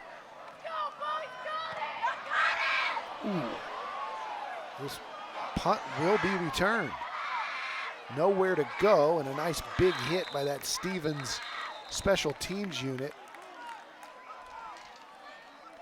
Jeremiah Hall had nowhere to go, and you got to wonder what the strategy will be here for David Molesky here. Will you just take a knee and go happy into the locker room, or you try to pop something here with one of your big weapons? Well, I mean, you're at the point in the field where you got really nothing to lose. I would certainly take my shots. They're going to send Ademi to the left-hand side this time. And he's looking that way now. Fires a little bubble screen here to Hall. Gets to the 41. And they're going to go fast. They got 23-22. And now they may be resigned to just letting the half expire as that looks like it's going to be the decision. So O'Connor, who came back with 59 seconds to go here in the half with a big 63-yard touchdown completion. It looked like Stevens was kind of in control in the first half, but no, it'll be the Panthers with the halftime lead. And we've got ourselves a second half set up to be a barn burner with a playoff spot on the line. Kristen Urban standing down live with this on the sidelines with Stevens coach Anthony Boykin. Thanks, Don. Coach, KK Brashears was so dominant in this first half, 2 rushing touchdowns. What are you going to be telling him in the locker room? We made way too many mistakes, heavily penalized first half. We're killing ourselves right now. That's a good football team. You can't give them, repeated opportunities, and we got to get the field on third down also. What's it going to take to ultimately come out with the win tonight? Like I said, we got to play cleaner in a big district ball game. It's a thin line, so you can't make mistakes. Thanks, Coach, and good luck. Thank you. Appreciate it. All right, Anthony Boykin, we talked about those penalties early in the half. He wants to get that all cleaned up, and he's got his favorite weapon, KK Brashears, with a couple of touchdowns tonight, down 17-14. When we come back, it's the CentroMed halftime show. Tonight's broadcast of Thursday Night Lights is sponsored by Taco Cabana, the Gomez Law Firm, Vulcan Materials Company, CentroMed, Red McCombs Toyota, Texas Med Clinic, Cowboys AC, the Children's Hospital of San Antonio, San Antonio Metropolitan Health District, San Antonio Sports, Valero, Rhino Roofers, Atlas Floors Carpet One, Air and Plumbing Today, Solve HR, the Bexar County Sheriff's Office, Beluga Air, Christus Santa Rosa Sports Medicine, and Monarch Trophy Studio.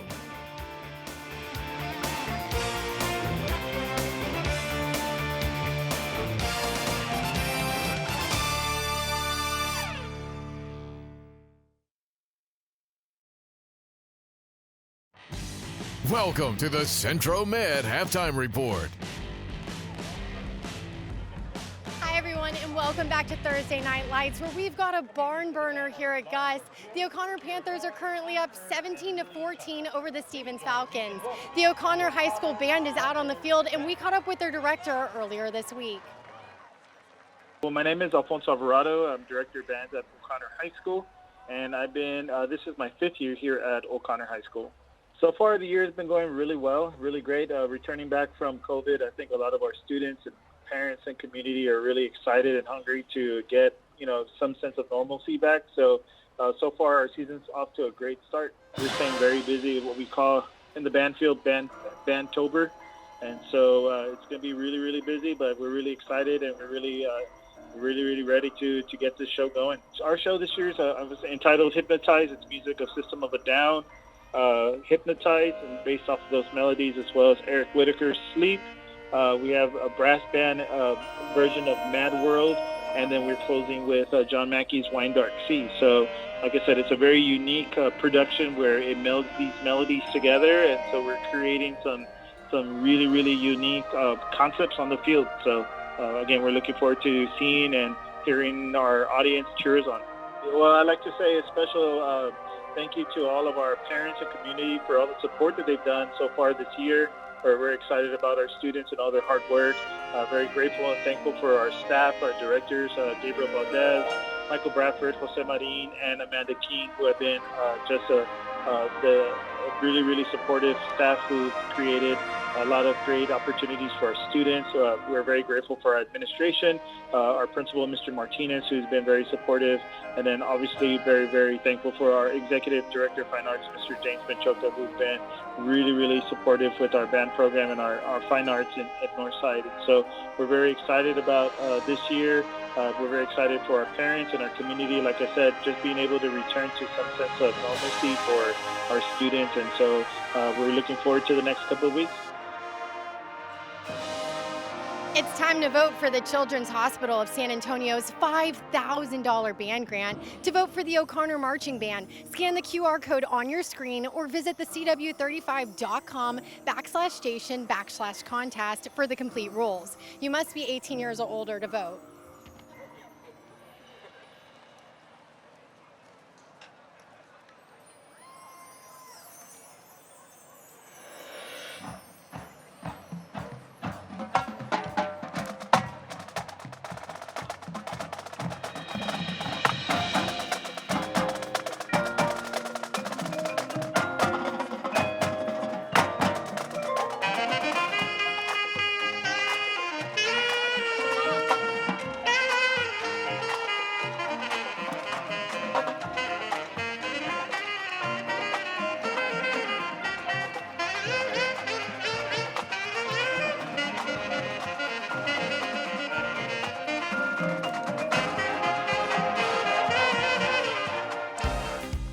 San Antonio middle and high school athletes are doing great things for our community. San Antonio Sports and Valero are shining the light on teams who model key values through their action. This week, we salute two schools whose community projects demonstrate beyond the game values. The Legacy of Educational Excellence High School girls basketball team hosted a clinic as part of Coker Elementary's Family Fitness Night. They ran the kids through basic drills to improve their skills and basketball knowledge. Members of Brennan High School's football team spent a morning with Habitat for Humanity. They installed blue board and bracing on a project house to serve a family in need. These athletes demonstrated the beyond the game values of integrity, respect, teamwork, excellence, and community service. San Antonio Sports and Valero salute high school and middle school coaches who inspire their teams to serve others. Parents, teachers, and coaches can nominate teams that go beyond the game. Visit sanantoniosports.org.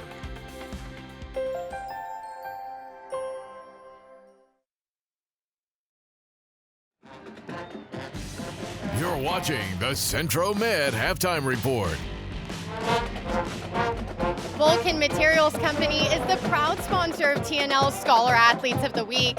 Each week, we recognize outstanding student athletes, and at the end of the year, Vulcan Materials Company will present a $10,000 scholarship to one of the Scholar Athletes recognized on TNL.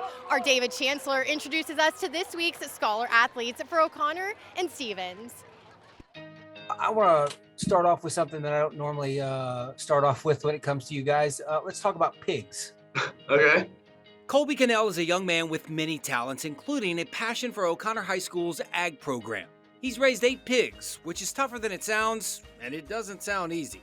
It's twice a day, every day, an hour each time you got to go up there. It takes a lot of time out of my schedule.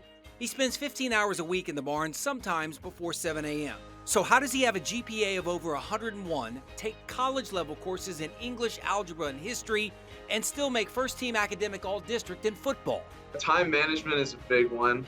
You got to be able to utilize time you get in class to work on your stuff, and be able to have the self-discipline at home to know, like, yeah, it's late, but I gotta study for this test, or I gotta make some progress on the project that's due in a week.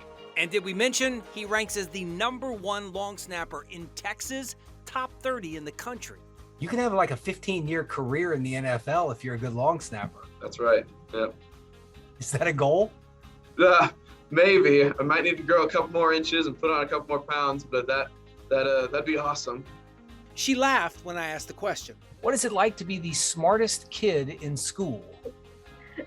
No joke. Stevens High School senior Juliette Cencion is ranked #1 in her class. Honestly, there's other people that are really smart out there and can do some things better than I can. It's just that I put in a lot of time and effort into trying to do my best. Just on average, how much do you study a night? I don't study at night. I use my lunch periods to study throughout the day. I think it's just better for my mental health to not do anything at home. #1 is something that Juliette knows all about. She is #1 in doubles on her tennis team. She's also the captain in tennis and debate, and the president of the science club. She's the walking definition of a born leader. I think it just kind of originated from my parents and them being immigrants, and how they always just wanted me to have a better education, and that how they always told me that, like, since I always have an easier time in school, it has to come that I have to be there for other people and help other people rather than just focus on myself. Service also comes naturally to Juliet. It's why she spends some mornings mentoring elementary school students, focusing on their future and hers. I have a very specific life plan. First, I'm going to be going to my undergrad in computer science, hopefully. And then I want to go to graduate school for law and then go into patent law. I would expect nothing less from somebody as accomplished as you.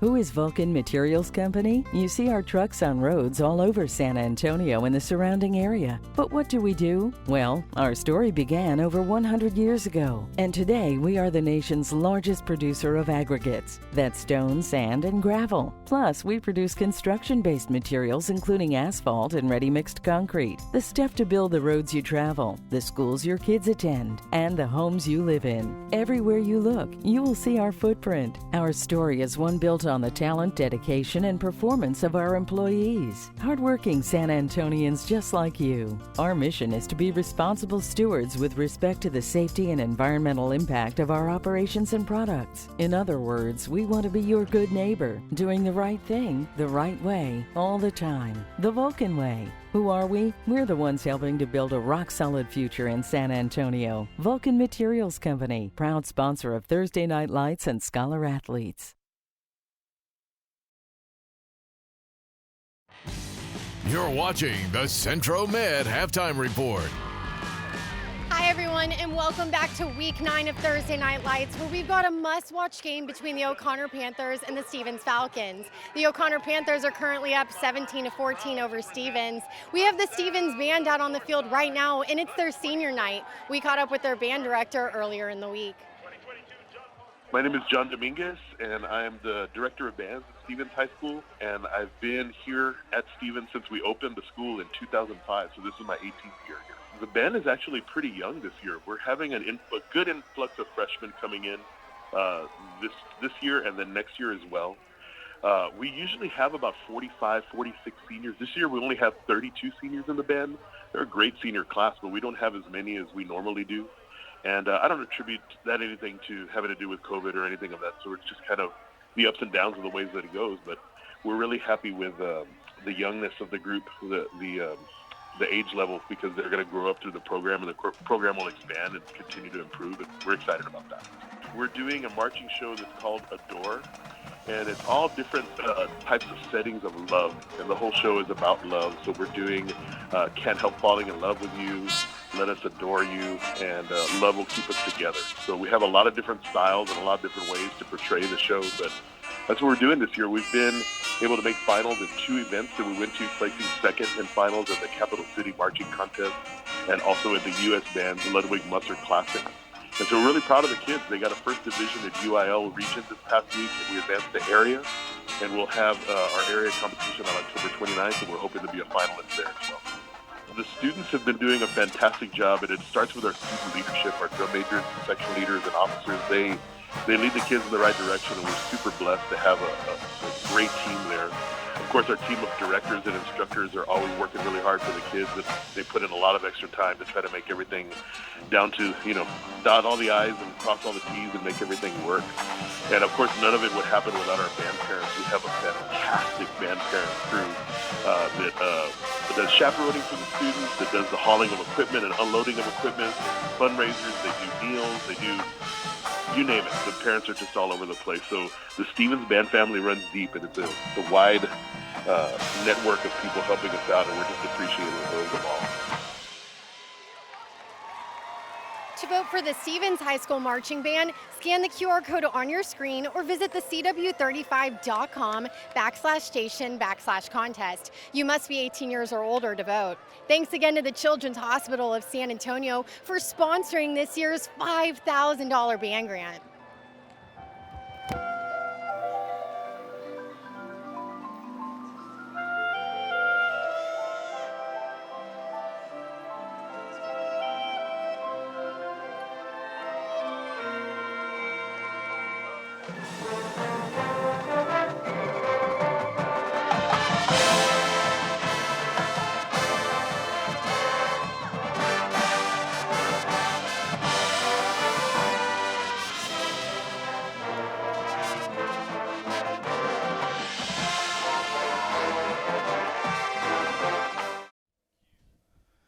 Welcome back. Time for our Texas Med Clinic Urgent Care first half highlights. It was all KK Brashears and all Stevens Falcons to start this one. KK down the sidelines on a 35-yard touchdown, made it 7-0. They were up 14-3 after another KK touchdown. And then here comes the comeback by the O'Connor Panthers. Aaron Olivas got him on the board, made it 14-10, and then right before halftime, with 59 seconds to go, Aiden Lara airing it out. Daniel and Denny, 63 yards. That put O'Connor up 17-14, and that is where we stand. It's win or go home, and we've got a good one and second half action straight ahead on Taco Cabana Thursday Night Lights. KK Brashears on the Stevens sidelines as we get ready for our Rhino Roofers second half kickoff, although he'll have to wait to possess the football because it'll be O'Connor receiving the second half kickoff, up 17-14 here in a really good football game at Gustafson Stadium. Glad you're with us here on the CW35 on Taco Cabana Thursday Night Lights. Getting down to the nitty-gritty of the high school football season. And a three-horse race here for the final playoff spot in District 29 6A. A really good first half for both of these teams. You know, we talked about Stevens and their ability to overcome those mistakes to get their 2 touchdowns. And then for Coach Molesky's O'Connor Panthers, they did a great job running the football, possessing the football. And boy, they sure made the most of that explosive right before the half. Dylan Tapia back to receive this one. It'll bounce, go through the end zone, and so that's O'Connor will take over there at the 25. Let's go down to Kristen Urban, who spoke with David Molesky. Thanks, Don. Coach Molesky was short and to the point. I asked him what he told his guys in the locker room. He said, we still got 24 minutes to play. Then I asked him what it was going to take to come out with a win tonight, and he told me the same thing that he told me before the game. We just need one more point than Stevens. Back to you. All right. Freudian slip there saying Gary Molesky. It's all right, I'm with That's how old we are. I remember his dad coaching that Jimmy Hawkins Holmes Huskies. Lara on a roll, going deep, looking for a Demi. And just underthrown, a little confusion maybe on the route. A Demi taking a long way to get there. And again, good coverage by the young sophomore, Leno McGarity. Well, we saw Aiden Lotta take a huge shot there right before halftime that resulted in 7 points for his team. And Coach Molesky deciding to dial up another home run ball there to start the second half. Why not? And that's a matchup, if you're O'Connor, you like. Ademi, you know, the veteran, going against a guy who's a sophomore, getting his first start because of injury. But McGarity's up for the challenge. So far, inside handoff, gain of about 5. As they go back to Jeremiah Hall, we're seeing a lot of Hall and Bryce Marino tonight, along with Chris Mejia and Aaron Olivas. 4-pronged attack by the O'Connor offense tonight. It'll be 3rd down and 5. Yeah, they're doing a great job of moving the ball around, spreading the wealth, whether it's on the ground or in the air.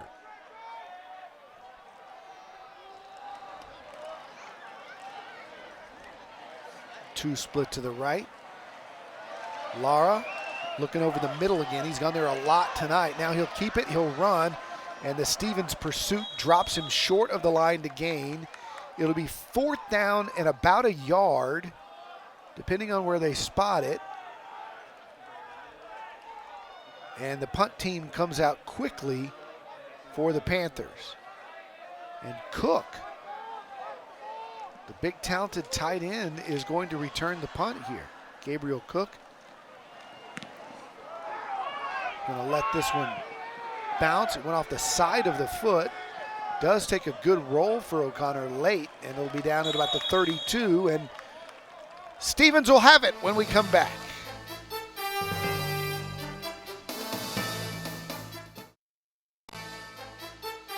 Closed captioning for tonight's game is sponsored by Solve HR.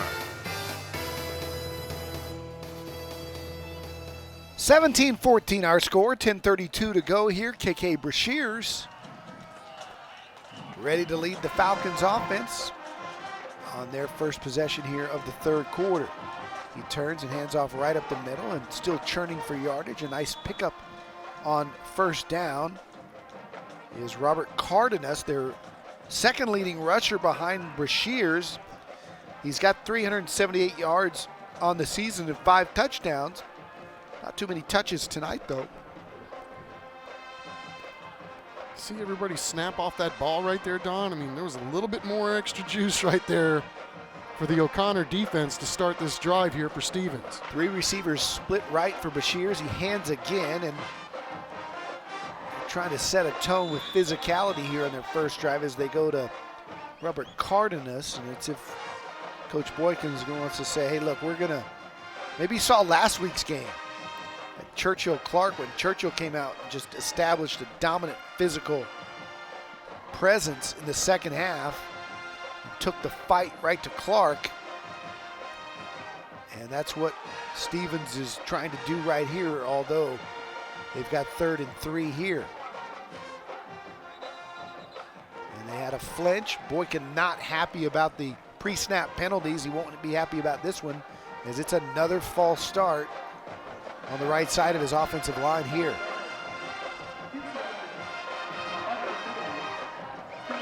That's a killer. You got 3rd and 3. Now you got 3rd and 8. Much lower odds of converting, especially if you wanted to run the football there. Now you're going to have Brashears. Now he can beat you with both his feet and his arm. Man, you can tell what's going through the mind of that man right there.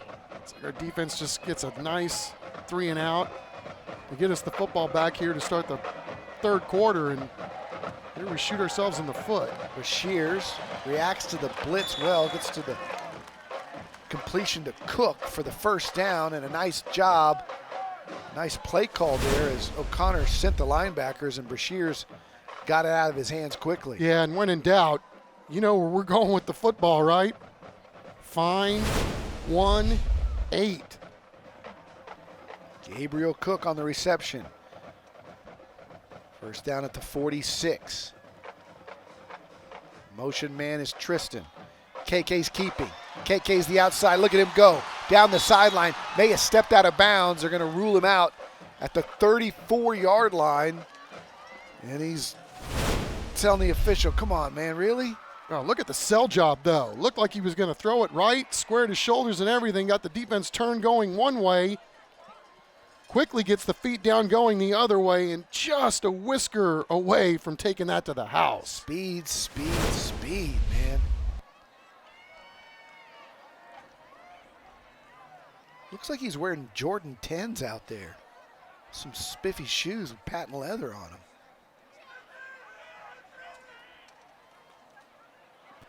Brashears, look at him get away. Now throws back to the near side, completes it. Down to the 25, maybe the 24. It's caught by Devin Tristan, and how about Brashears' ability to play Houdini? I'll tell you who's happy about that is mom and dad. Let's go down to the stands and Kristen Urban, who's hanging out with the Brashears family. Thanks, Don. I'm here with KK and Gabriel's parents. They were just selected for the San Antonio Sports All-Star Game. Margie, what did it mean for you to see that KK was selected? Oh my God, I was so proud. It meant so much. He's been playing football since he was 4 with Gabriel through middle school and high school. Well deserved. Brian, what do you want people to know about KK's athletic abilities?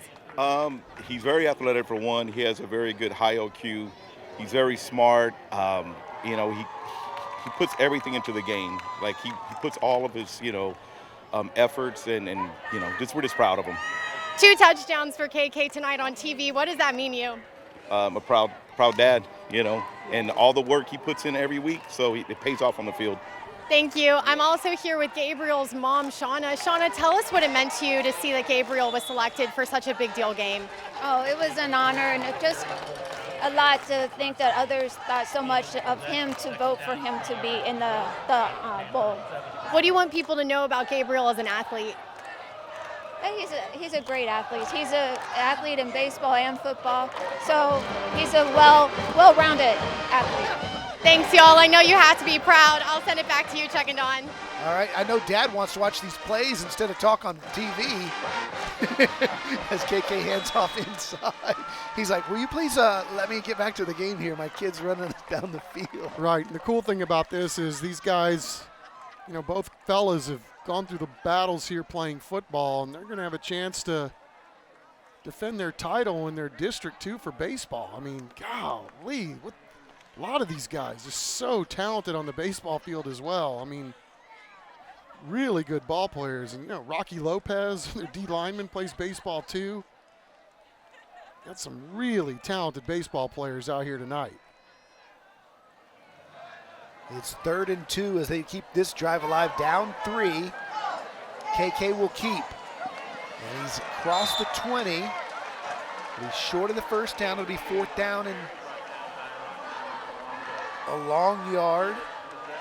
Nice tackle there by the linebacking core of the O'Connor Panthers. And that was Rocky Montalongo.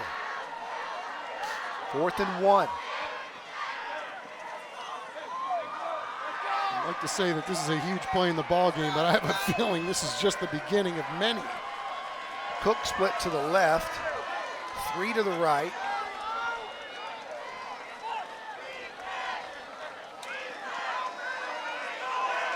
Shears being patient, keeps it himself, gets the edge, gets the first, and when in doubt, keep it in the hands of your San Antonio Sports All-Star quarterback. He's thrown for 1,700, rushed for over 400 this year, and he's got his squad trailing by 3, but moving it down the field. Yeah, nice play call, too, by the Stevens Falcons on that one. O'Connor really selling out to try to stop the running back, but KK able to beat everybody to the stick. Morales to the left. Ruiz goes in motion right. KK looking right. Wants to throw it, going deep for his big target, and overshot him, and he took a shot late. No flag, but KK Brashears took a big-time hit right as he released that football. The referee right on top of it. Did not think it was roughing the passer. And a great job by O'Connor on the back end.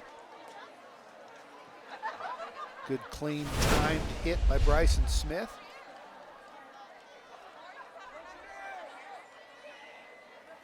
It's 2nd down and 10. Ball on the 12. Brashears on the option, pitches to the 5, down to the 2 is Kristen Morales. And now the Falcons are really knocking on the door. Boy, what a great sell job on that play. Had me going inside where I thought the ball was going, and next thing you know, Stevens is going left. Darn near got a touchdown out of it. Morales is hurting after that big-time hit. Let's flash back on TNL.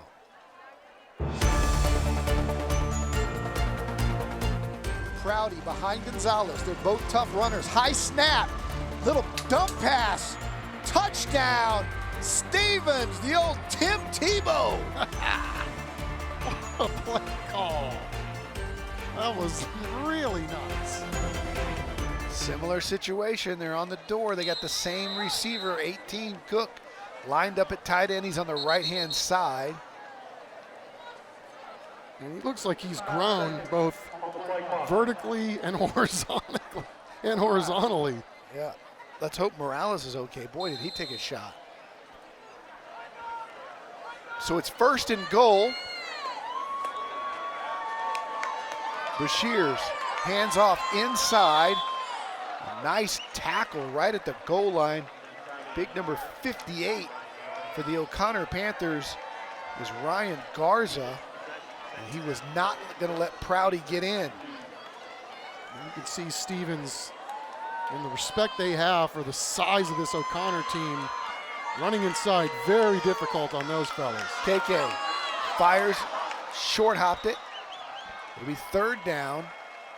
And again, good penetration by the O'Connor defensive front. They were on top of him and forced him into an early throw. 2 downs here, you would think, unless you want to take the points and get the short field goal to tie it up. That does not seem to be the common decision these days.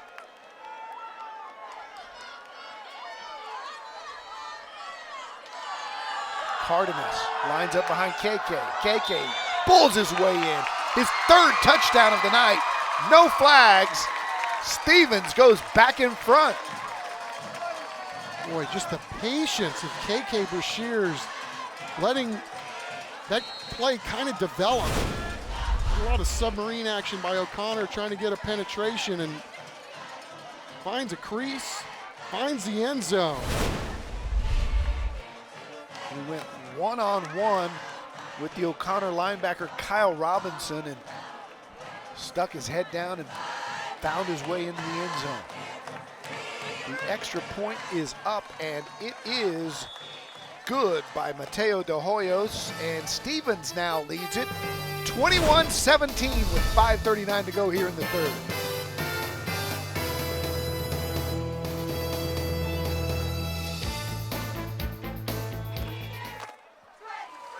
The Red McCombs Toyota Smile Cam focusing on those smiling Stevens Falcons as they're got reason to smile after that nice drive and finish by KK Brashears. Senior night here for Stevens, and lots of happy kids and memories being made, and proud mamas and dads. Yeah, it's good stuff. Speaking of good stuff, what a ball game this guy's having, huh? Closing in on 300 combined yards, 3 rushing touchdowns. Nice high long kick, and Mateo De Hoyos, just a junior. He's got himself a leg. He has kicked every ball into the end zone on the fly.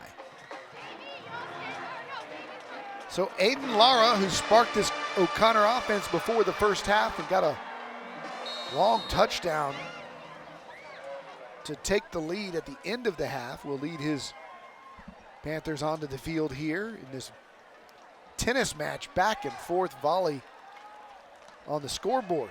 Stevens ahead 21-17 now, but O'Connor looking to match. 3 receivers, 2 to the right, 1 to the left. They throw it inside. And one of the many running backs on the night for the Panthers is Aaron Olivas, and he picks up a couple. You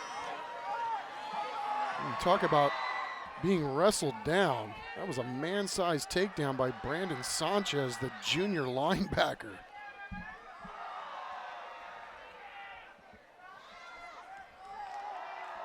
Sets up second down and 7. They've got a Denny at the top of your screen. Instead, Lara will keep. Got some room up the middle, almost broke it. Picks up a first down as he goes all the way past the 40-yard line. And a nice job of pulling it, finding the seam, and just a step or two away from popping that one. Yeah, right about that. I mean, got me going inside again. I mean, that was a great pull job on that one. I mean, he held that thing on the last possible second. After he ripped it, it didn't take him long to scoot right up there and get some yards.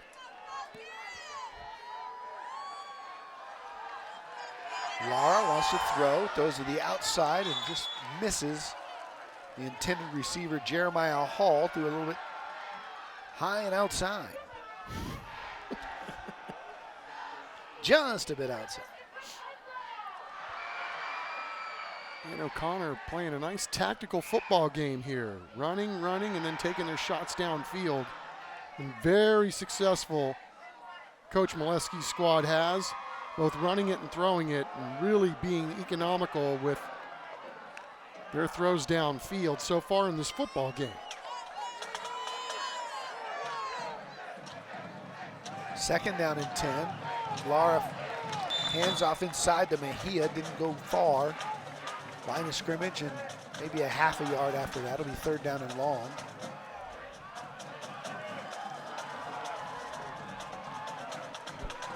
Good job up front by Roland Rios and Caleb Sanchez. David Molesky, offensive coordinator, is his son-in-law. sending the plays in. Lara looking deep.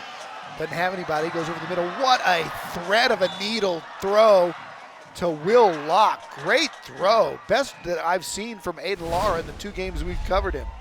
Yeah, this really was special too, because he thought for a split second, I could probably pop this and run this for a few, but his patience and his eyes downfield, that was a missile that he delivered on target. And into double coverage as well. Yeah, 15's got a really good feel for the football, doesn't he? I mean, not only catching it, but just feels like he's got eyes in the back of his head in terms of where to be able to sit down downfield. Little movement there. Inside. Gain of about 5. Boy, if they run that again and Lara keeps, boy, they setting something up there. They show you so many different looks running the football. A lot for a defense to take in, and then you start packing it in, and you give Aiden Lauder some time, and he's able to beat you with that arm. He's a scrappy one, 2nd down and 5. And Olivas has it, spins, and falls forward to the 35. It'll be 3rd down. A long 2 here. Clock continues to run inside of 2:20. Here in the 3rd, O'Connor methodically moving it down the field after Stevens had taken the lead at 21-17. It's always fascinating to watch the gamesmanship of 2 teams going at it in a high-stakes ball game, isn't it? Great coaching by both sides tonight. Hall's got it. I believe he's got the 1st down. The spot is really close. And the official on the near side says 4th down. So they're going to mark him short. It'll be 4th and less than 1. And a big play coming for the Stevens defense. They run some big guys in there. Yeah, Rocky Lopez, one of their biggest guys, had to leave the field because he lost his shoe.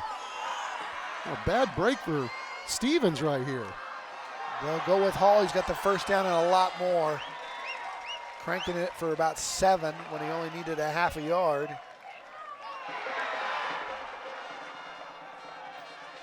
Daniel Houston came in for Lopez. They ran right at that side. Mejia in now. It's a new set of downs for the Panthers. And the clock ticks inside of 1 minute to play here in the 3rd. Hall goes wide to the right. Demi on the inside. Sweep. Moreno not going anywhere, and nice team tackling. And again, it's that man, Nathan Navia, who loves to bring the wood. Yeah, again, the defensive line doing a great job of holding their own for Stevens and then waiting for some of these linebackers to do their thing, and Navia getting a shot right there at the end. That right there might be your collision of the ball game. Boom! Play clock's about 1 second ahead of the game clock, so we do have another snap here. Double pump to Locke across the 20. Lara got rocked as he threw it, but how about a little pump and then goes to his big tight end right at the 20, and that'll end the 3rd quarter with the O'Connor Panthers knocking on the door of the Centro Med Red Zone. Maybe the best game of the year so far on TNL. It's 21-17, and we're going to the 4th.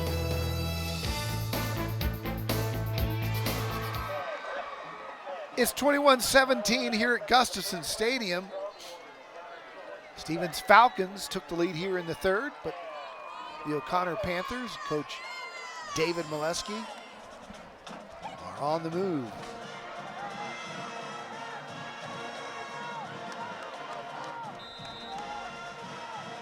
Third down and a yard.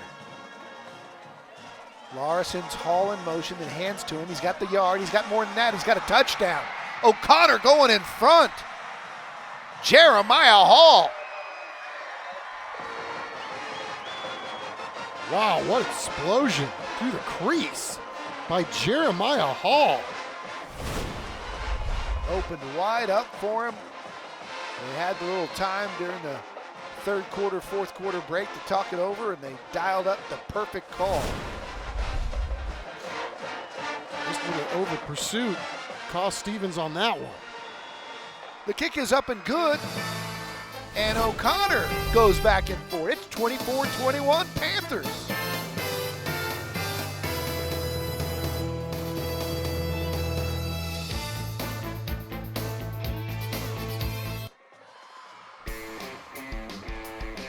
Welcome back. Time for our third quarter highlights, brought to you by Texas Med Clinic Urgent Care.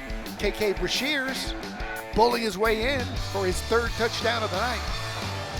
And that would give Stevens a 21-17 lead. And then here early in the fourth, Jeremiah Hall goes in. 24-21, O'Connor back in front. Yeah, we got us a good old-fashioned ping pong match going on now. He who possesses last may win this football game. Both offenses doing a great job in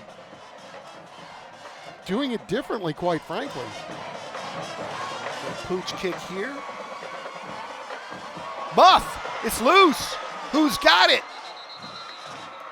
Stevens got back on top of it. And a big play there as Stevens was able to get back on the football.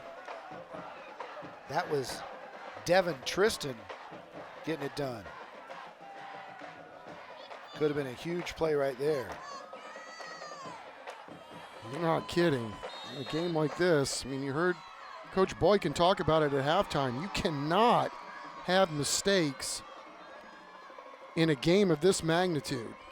You know, these are both two battle-tested teams this late in the season. They've seen a lot of football, and usually the other team will take advantage.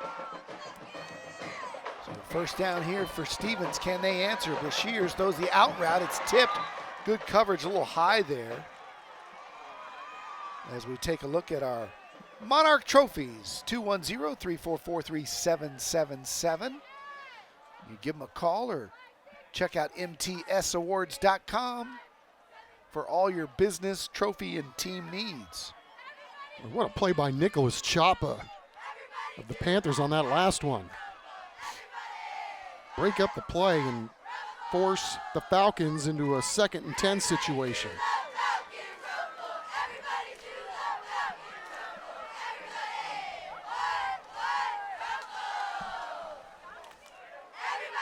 Brashears, little option pitch to the outside to the 30 and maybe to the 35 is Kristen Morales. Really good pursuit by the Panthers. Bryson Smith on that one, and can't say enough about the job that the O'Connor defense did just getting to the backfield and kind of disrupting the flow of that play right there. Sets up 3rd down and 8. Cook in motion to the bottom of your screen. 3 receivers to the left. Long play here. Brashears trying to get out of trouble. Running for his life. Fires. And it's incomplete. It'll be 4th down and 8. And it'll be deep in their own territory at the 32-yard line. Still plenty of time to go here. Boykin's going to send out the punt team. Very impressive defensive stand right there by the O'Connor Panthers, especially with those guys up front, really getting in the face of Brashears, making his life miserable trying to throw the ball. A big stop by the O'Connor defense.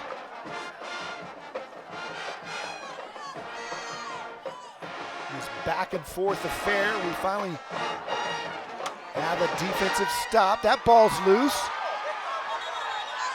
And Stevens says they have it. And they do.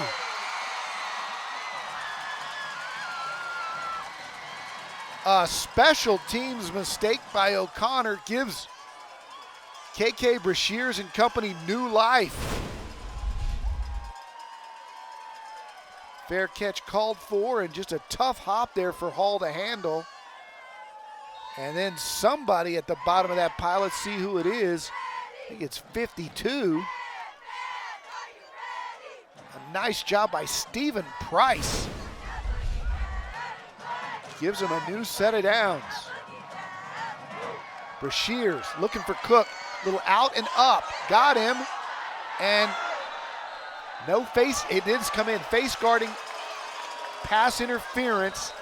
There wasn't contact, but it was a face guarding call on the DB. I love the route. Out and up to Cook. And the ball pretty much hit the defensive back in the back. Pass interference committed by the defense. As the ball occurred more than 15 yards from the previous spot, it is a 15-yard penalty. Automatic first down. It's 15 yards and an automatic first down. Yeah, it's so tough. I mean, you're the DB and you're running stride for stride with the receiver, and when the ball's underthrown like that, that's why you got to turn your head around. It's tough to do. Just a tough break for the Panthers. So they'll bullet straight ahead.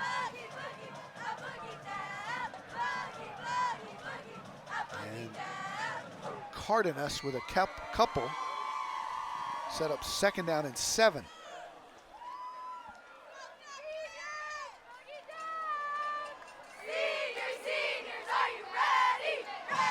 Cook is at the top of your screen. He's looking that way. Got a man underneath, now fires over the middle to Cook, who, boy, made a great effort to get it, and they're gonna call that a catch. If he caught that, it's the play of the year on TNL. The line judge is coming in and said no catch, and Cook saying, no, I caught it. It would have been impossible if he did. Not quite. It did hit the ground. Boy, these refs have done a great job tonight. I know, I thought in real time he did catch it. He got his hand underneath it, but then it hits the ground right there, I do believe. It's hard to tell, really. Yeah, Brashears delivering a really nice ball there, too. Just an inch away from coming up with a huge play. 3rd and 7. And an option pitch across the 15 to the 14. Brashears thinks it's a first down, and it is. They move the sticks. Boy, this really could have been a big play if not for Ryder Dorn for O'Connor. I mean, it was a big play in terms of picking up the sticks, but, man, I thought this was going to the house. But Ryder Dorn coming in there like a torpedo to knock the ball carrier off his feet. It's a Cowboys AC first down. And it's Cardenas right up the gut for about 3 more. Interior defense of O'Connor has really been good on those plays up the middle. Yeah, and as we take a look at our Beluga Air player profile, it is Ryan Cortez. This young man's been all over the field tonight, as he was in the ball game that we had a couple of weeks ago, too. Just a fine-looking young football player right there. Finds himself in a really big ball game here tonight on Taco Cabana Thursday Night Lights. 2nd down and 7. Ball's at the 11. Brashears looking in the end zone. Fires that way. Got a man. Caught. Touchdown. Stevens Falcons. And a fantastic laser beam to Christian Morales from the cannon arm of KK Brashears. Yeah, Christian Morales is one of those guys that he can beat you with his feet rushing the football. He can also beat you when he's out there catching passes. Nice route, nice ball. And Stevens now goes back out on front, taking advantage of a couple of huge breaks here in the 4th quarter. De Hoyos on for the extra point. It's up, it's good, and it's a big one to make it a 4-point game. So O'Connor will need a touchdown. Plenty of time to go here in the 4th quarter in this back and forth affair.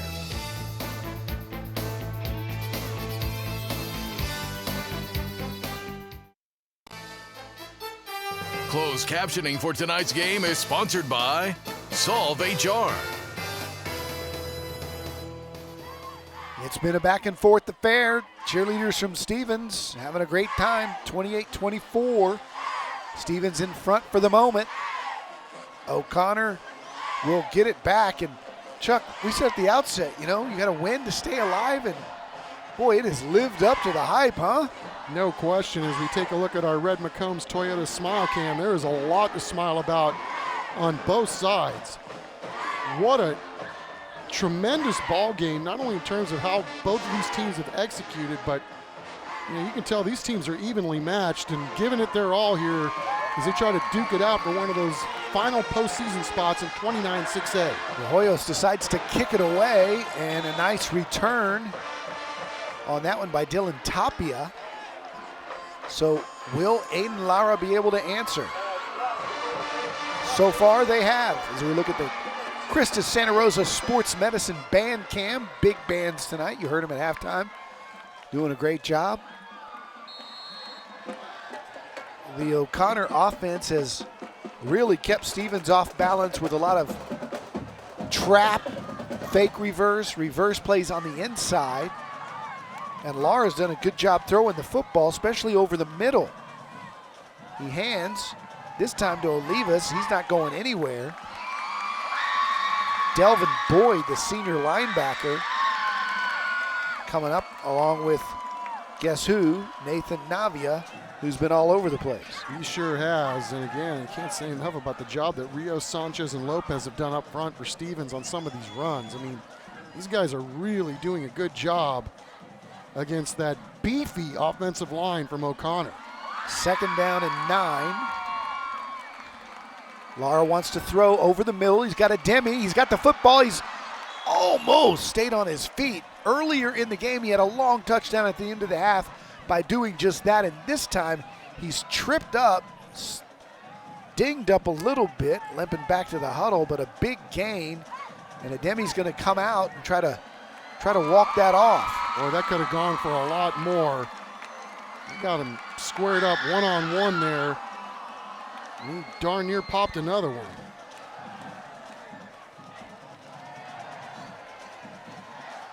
New set of downs. I'll hand it off inside to Olivas. And as you saw Demi go over to the bench to get taped up or retaped or whatever it is he's going to do, Coach David Molesky wanted us to mention tonight the job of the student trainers on his staff. He said these kids work harder than any of the players. They're always there early. They stay late. They put in all this work with very little credit or attention. Many of them go on to study athletic training in college and become trainers at the next level. And he said, we're not a program without them. And he wanted us to give a shout out to those trainers. Lara wanting to go deep, staying alive, now fires down the sideline, and he had a man underthrew him. Had he gone a little deeper, that could have scored. Garen Andrade, the backup quarterback, was in there at receiver.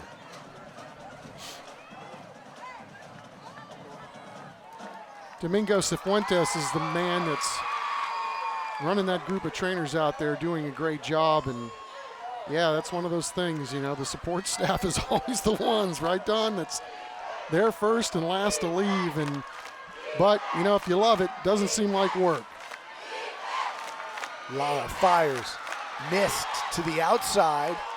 It'll be 4th down and 8 at midfield. And Molesky will try to play the field position game here. His defense has been good, and so he'll punt it away. Got to be careful at this part of the field if you're Stevens, especially when Gary Molesky's on the other sideline. You just did it too, David. You said Gary. I sure did. High punt. Cook's going to let it bounce, and it'll take an O'Connor roll inside the 10. That's how you do it. You don't kick it into the end zone. It'll be 91 to go for KK Brashears. Sorry, Dave.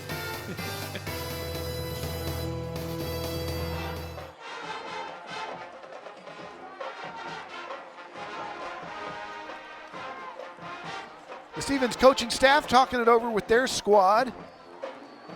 And look at the intensity on the faces of these guys as we take a look at KK Brashears, we've been talking about him all night long. He's got a 94 GPA. He's the 4-year starter and the captain, all district in both football and baseball. But he's also very smart, wanting to study psychology in college, and the focus of our Beluga Air player profile. And a chance now to really do some heavy damage to the O'Connor football team if they can possess this football and go down and get some more points. They lead it by 4. Brashears runs the option, pitches it, and again, good pursuit by the O'Connor defense. As Nicholas Chapa gets out there to hit Kristen Morales. Yeah, these guys come with a little nasty, don't they? You can tell that O'Connor is sewing out too. This defense knows exactly what's at stake. You've got to get the ball back for your offense. You certainly don't want Stevens to go down and get another 7 points. Running well to the football. Brashears, same pitch. And again, it's Morales. This time he's bounced out of bounds, and clock stops when you do that. It'll be 3rd down and 4. Yeah, so they run the same play, right? You got Nicholas Chapa for O'Connor delivering the goods on the first one, and Bryson Smith, number 40, he got the tee off on that one.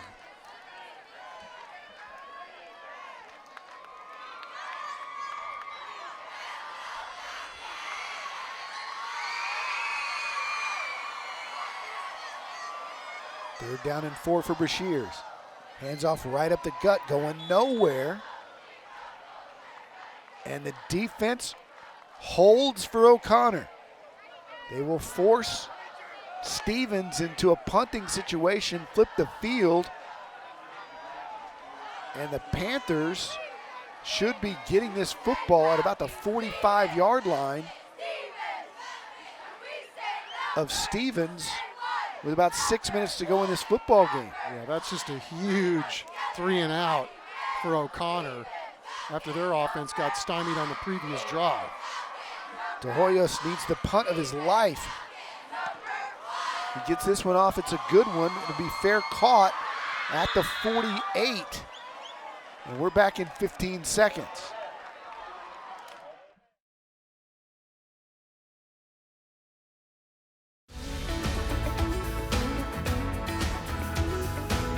Being a teen ambassador gives me a push to be a better leader of my community, and it makes me happy to be of service to someone.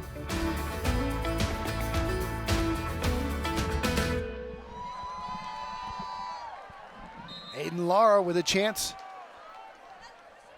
to lead O'Connor to a go-ahead score here. Hands to Hall. He's stoned at the line of scrimmage. Nathan Navia coming up with another hit along with his teammates. It'll be 2nd down and 10. Anthony Boykin playing it real conservatively on that last 3rd and 4, handing it off up the middle. Chucky's had a lot of success running KK on keepers. A little surprised that he didn't keep the ball in Seven's hands. Yeah, a little bit. I mean, as good as he's played tonight, but geez, this is just turning into a real slugfest inside with these teams really playing for the future of their season. Lara throws it, nice catch made by Moreno, who came back to dive for it, make a really nice catch. So only a gain of about 3. So it'll be 3rd down. And about 5. And you've got to love this. Under 5 minutes left to go, right, in a 1-possession ball game, and so much left in this game and so much that has to be decided, and what a hit. Oh, there's your collision of the game. But what a catch. Keelan Kelly coming up to put the pain on Hall, but Hall hanging on to the football. Man, just a great play all the way around. I mean, you just can't believe that Jeremiah Hall is able to withstand the hit by Keelan Kelly, just a sophomore, but man, Thor's gonna need some sauce for those ribs.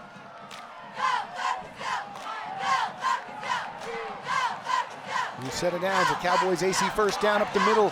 Olivas. And you get the feeling that O'Connor's kind of feeling their oats here, feeling like that big offensive line is starting to wear down maybe the Stevens defense. We talked about the size differential at the top of the game, and Chuck, with 3 minutes to go in the fourth quarter, that's when you start feeling it. When a guy that weighs 20, 30 pounds more than you has been banging on you all night, will it pay off with a physical running attack here to just kind of run it down their throat and win the football game? Yeah, we're watching an elite level game of chess unfolding before our eyes. Lara's going to boot out and throw it. He's got Hall again. Hall's got the first down. He's got the 18 where he's brought down. And it's getting physical out here into the Central Med red zone. That'll move the chains as we go inside of 3:30. Jeremiah Hall is one tough hombre, man. He is taking shot after shot. Like a human pretzel on that one. Says, I'm okay. Coach, you okay? I'm fine. Give me a second. I'll be back out there.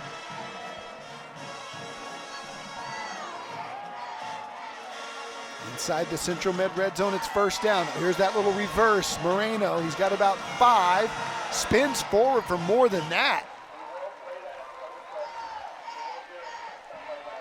Now O'Connor's running some clock as they get down inside the 15 to the 13, looking for the go-ahead score. And all kinds of little scrapes going on the field. You can tell these teams, both of these teams want this one badly.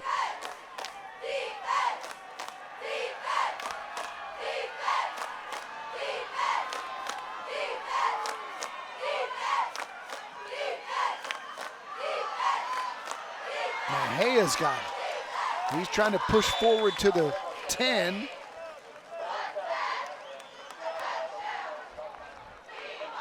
It'll be third down and 2.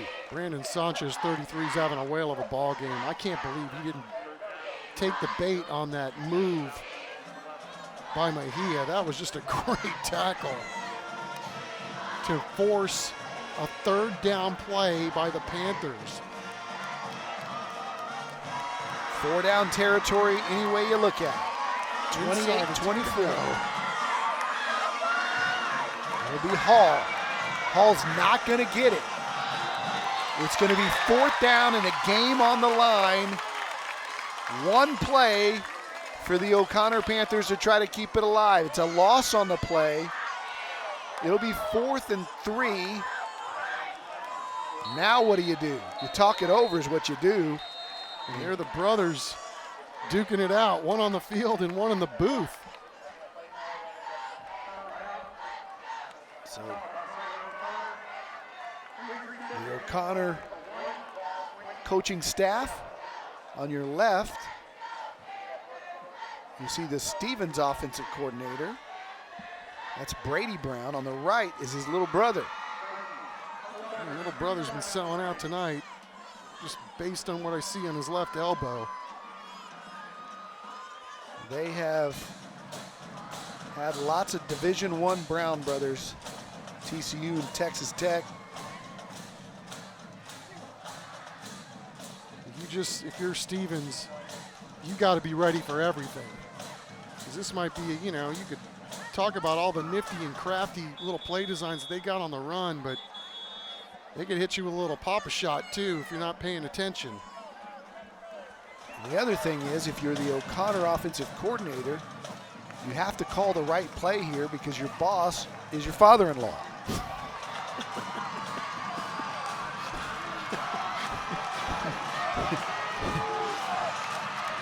Might be a long bus trip. So here we go. This is your football game. 4th down and 3. Aiden Lara. His weapons tonight, for the most part, have been Jeremiah Hall, Bryce Moreno, and if he goes to the air, he's got big, tall Daniel Adeni.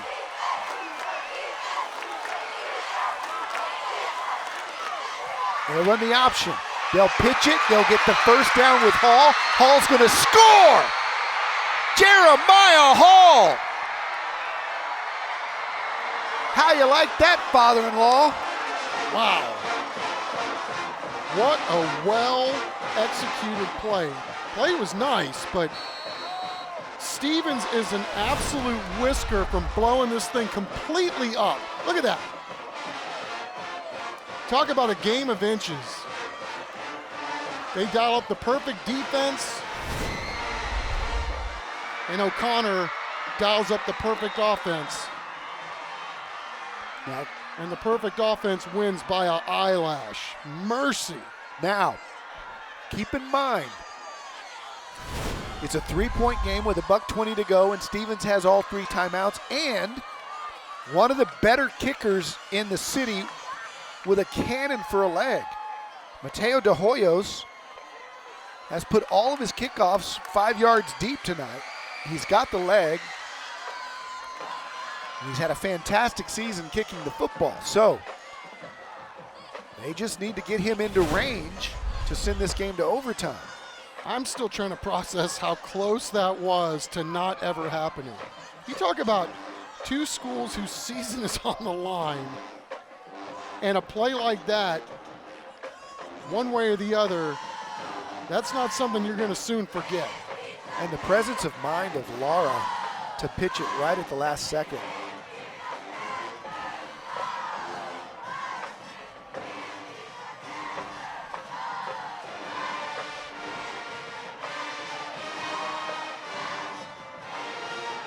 Something tells me we're not done yet.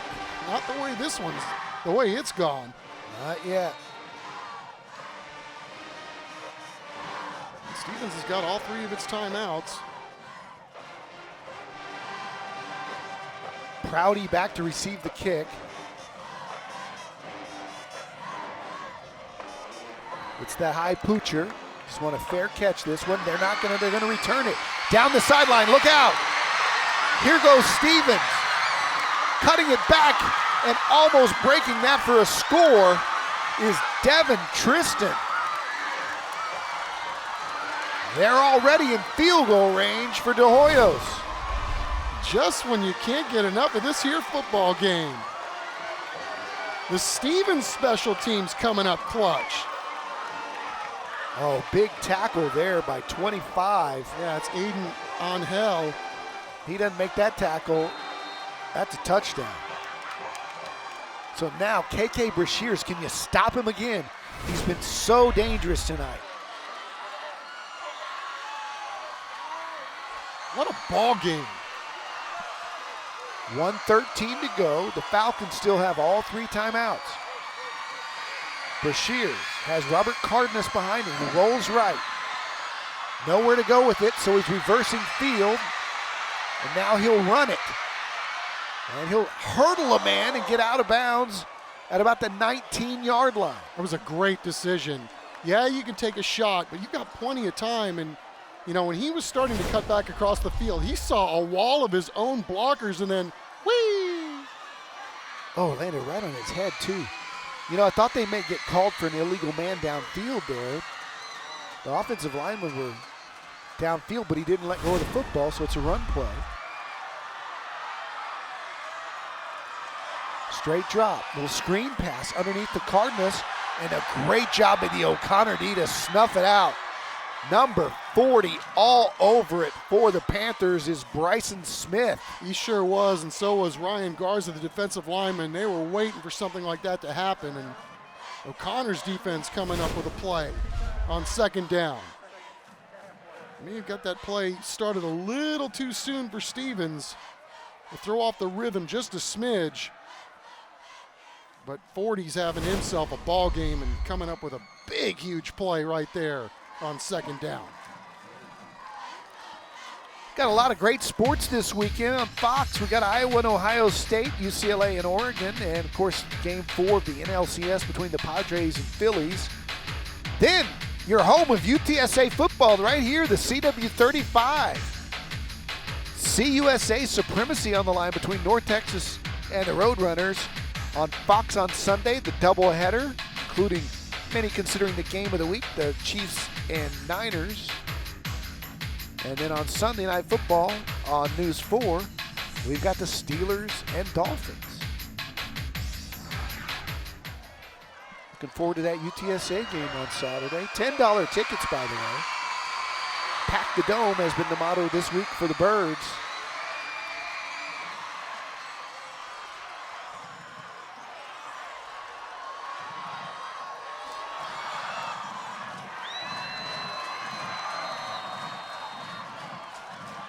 It's 3rd down and 5.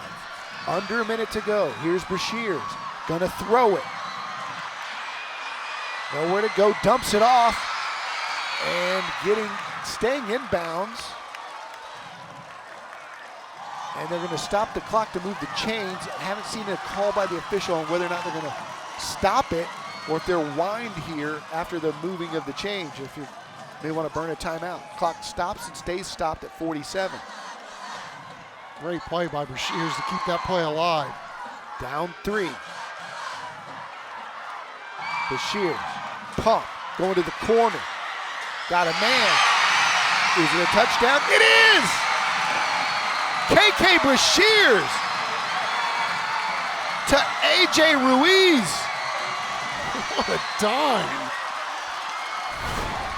Holy cow, look at this throw. Hanging in there, fading away, let your guy go make a play for you, and indeed he does. What an outstanding play on the back end by the senior AJ Ruiz as he corrals his 6th touchdown of the season. None bigger than that one with just 39 seconds left to go in what is turning out to be an all-timer. The extra point up and good.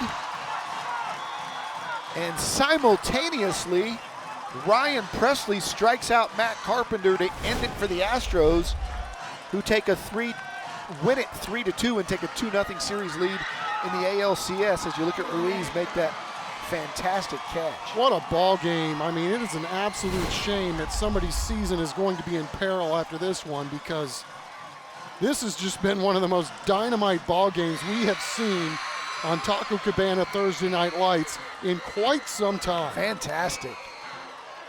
KK Brashears did not disappoint, man.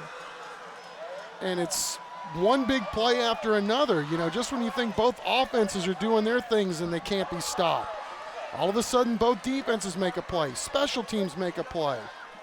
It's been fantastic. Dare we say with 2 timeouts that Lara isn't. Oh, he's not done yet. He's not done.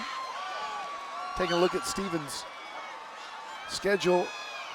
Both of these teams have a couple games left. Stevens has to beat Warren now if they hang on here.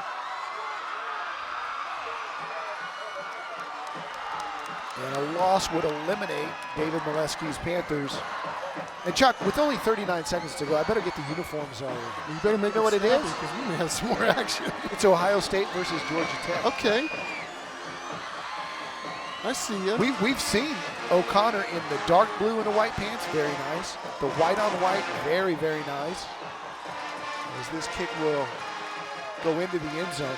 And now they're going with the Vegas gold, which is like their alternate top, and it's really, really nice. It is fantastic, and you know, we talked about the great job that both of these teams have done here tonight, selling out with their seasons on the line, and got to give a shout out to the officials tonight too. They've been fantastic all year long, and we want to remind everybody that is listening, if you think you would like to be an official, taso.org, TASO.org.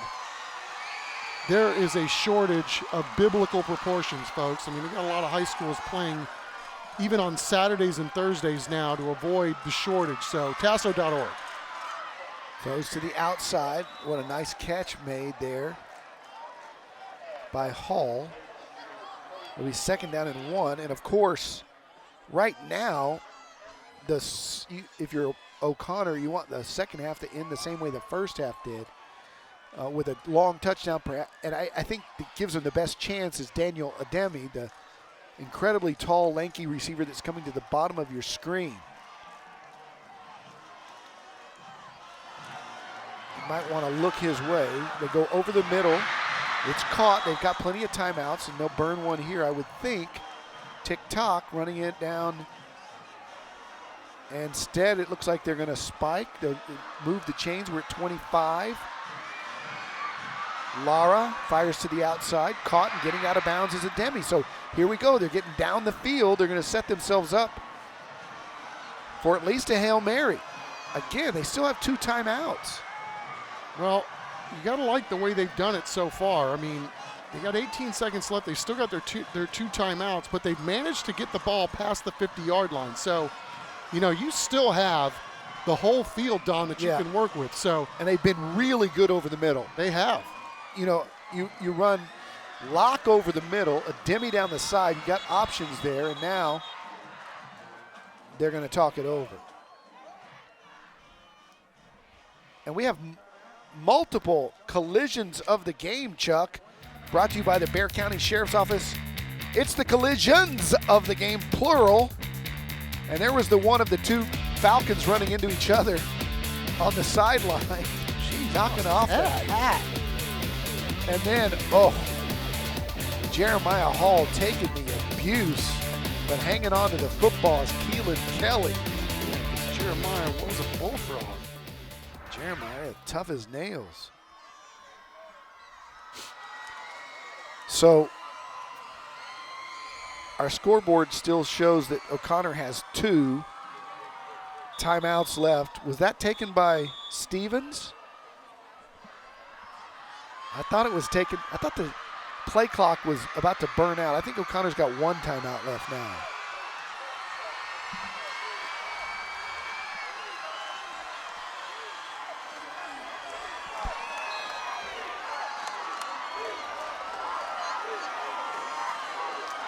$18 ticks to go.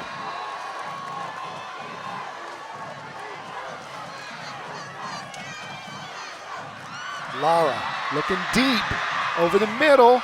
Got a Demi, hook and ladder, but it's fumbled. Stevens has it. That's your football game. Coming up with it for the Falcons is Brandon Sanchez. I'm telling you, we have seen it all tonight. What an incredible play design by O'Connor. Still sitting there with those 2 timeouts. They just couldn't make the connection on the hook. I don't hate the call. I don't hate it at all. I like the call.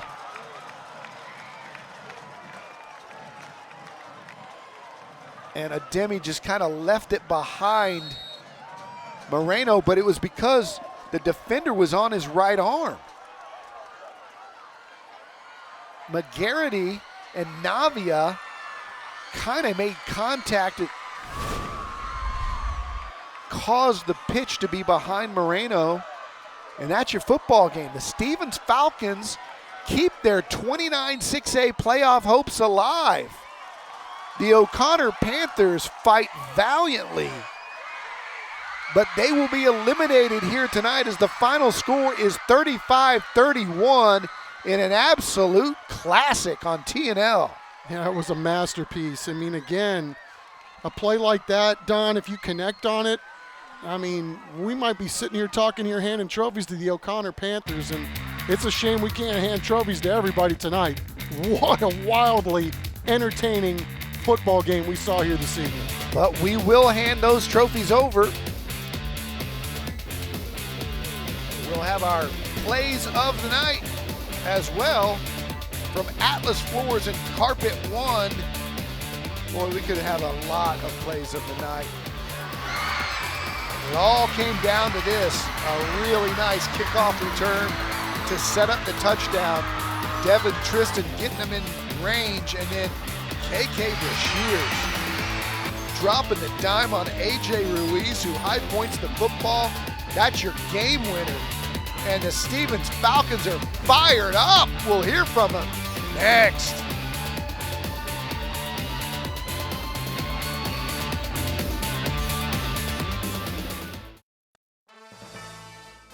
Tonight's broadcast of Thursday Night Lights is sponsored by Taco Cabana, the Gomez Law Firm, Vulcan Materials Company, Centro Med, Red McCombs Toyota, Texas Med Clinic, Cowboys AC, the Children's Hospital of San Antonio, San Antonio Metropolitan Health District, San Antonio Sports, Valero, Rhino Roofers, Atlas Floors Carpet One, Air and Plumbing Today, Solve HR, the Bexar County Sheriff's Office, Beluga Air, Christus Santa Rosa Sports Medicine, and Monarch Trophy Studio. Well, it's been the game of the year so far on TNL. Stevens outlasts O'Connor 35-31. The Falcons still control their own playoff destiny. Let's go down to the victors and Kristen Urban. Thanks, Don. I'm about to announce our player of the game. Would KK Brashears please come forward? KK, congratulations. You had 2 throwing touchdowns tonight and 3 rushing. What was fueling your fire? Oh, man. My teammates, we come out here every day and work. So I try to do as much as I can for them, and they try to do as much as they can for us. So appreciate it. O'Connor held on all 4 quarters. How were you able to ultimately come out with the win? We always talk about getting over adversity, and we've hit some adversity during the season, so it's all about getting over that hill. And man, we fought to the end. It's hard, and we all gonna hurt tomorrow, but it's worth it. What does it mean for you to get a win on senior night? Man, I don't know how. It means a lot, everyone's here. I've been playing on this field for 4 years now, and I get emotional every time I come out here this last season. So, I don't want it to end. I don't.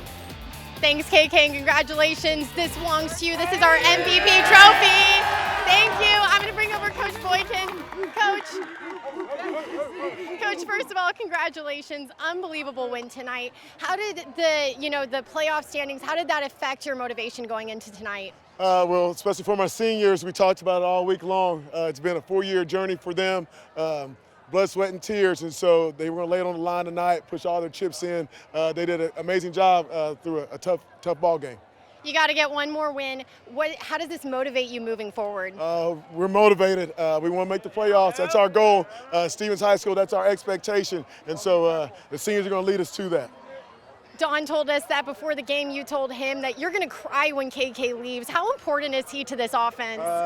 He's very important to the offense. My 4-year guy, he was a baby when I got him, and he's been really reliable. That's one thing I can say, really say about him. And so it's no surprise that he did what he did tonight. Thanks, Coach, and congratulations. This is for you and your team.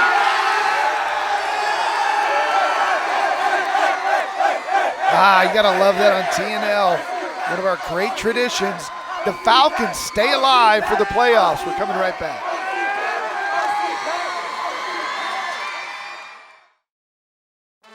Welcome to the Taco Cabana Thursday Night Lights post-game show, presented by the Gomez Law Firm. Welcome back. Our final score, 35-31. This turned out to be a shootout. We don't have enough time in the night to show you all the touchdowns, 35-31. So let's take you down to the fantastic finish. 4th quarter, Jeremiah Hall. That put O'Connor ahead. Then KK Brashears, after rushing for 3, goes to Morales for 1. Back come the Panthers. 4th and 3. It's Hall again. That puts O'Connor up front, and then the dime from KK to Ruiz in the corner of the end zone. And the Stevens Falcons keep their playoff hopes alive. It'll come down to them and Warren. And next week on TNL, there'll be playoff implications here. Kerrville Tivy, the Antlers, coming to Converse. They'll take on the Veterans Memorial Patriots at Rutledge Stadium next week on Thursday Night Lights. Boy, what a game tonight. For Chuck McIntyre up here in the booth, Kristen Urban down on the sidelines, Nick Funky Cole Medina doing the stats, and for our producer extraordinaire, Chris Koppas, Brian Watts, our director, and his entire crew, Oscar and Javier getting us up on the bird and the satellite truck. For all who've been a part of this one, we'll see you next week for Tivy and Veterans Memorial on Thursday Night Lights.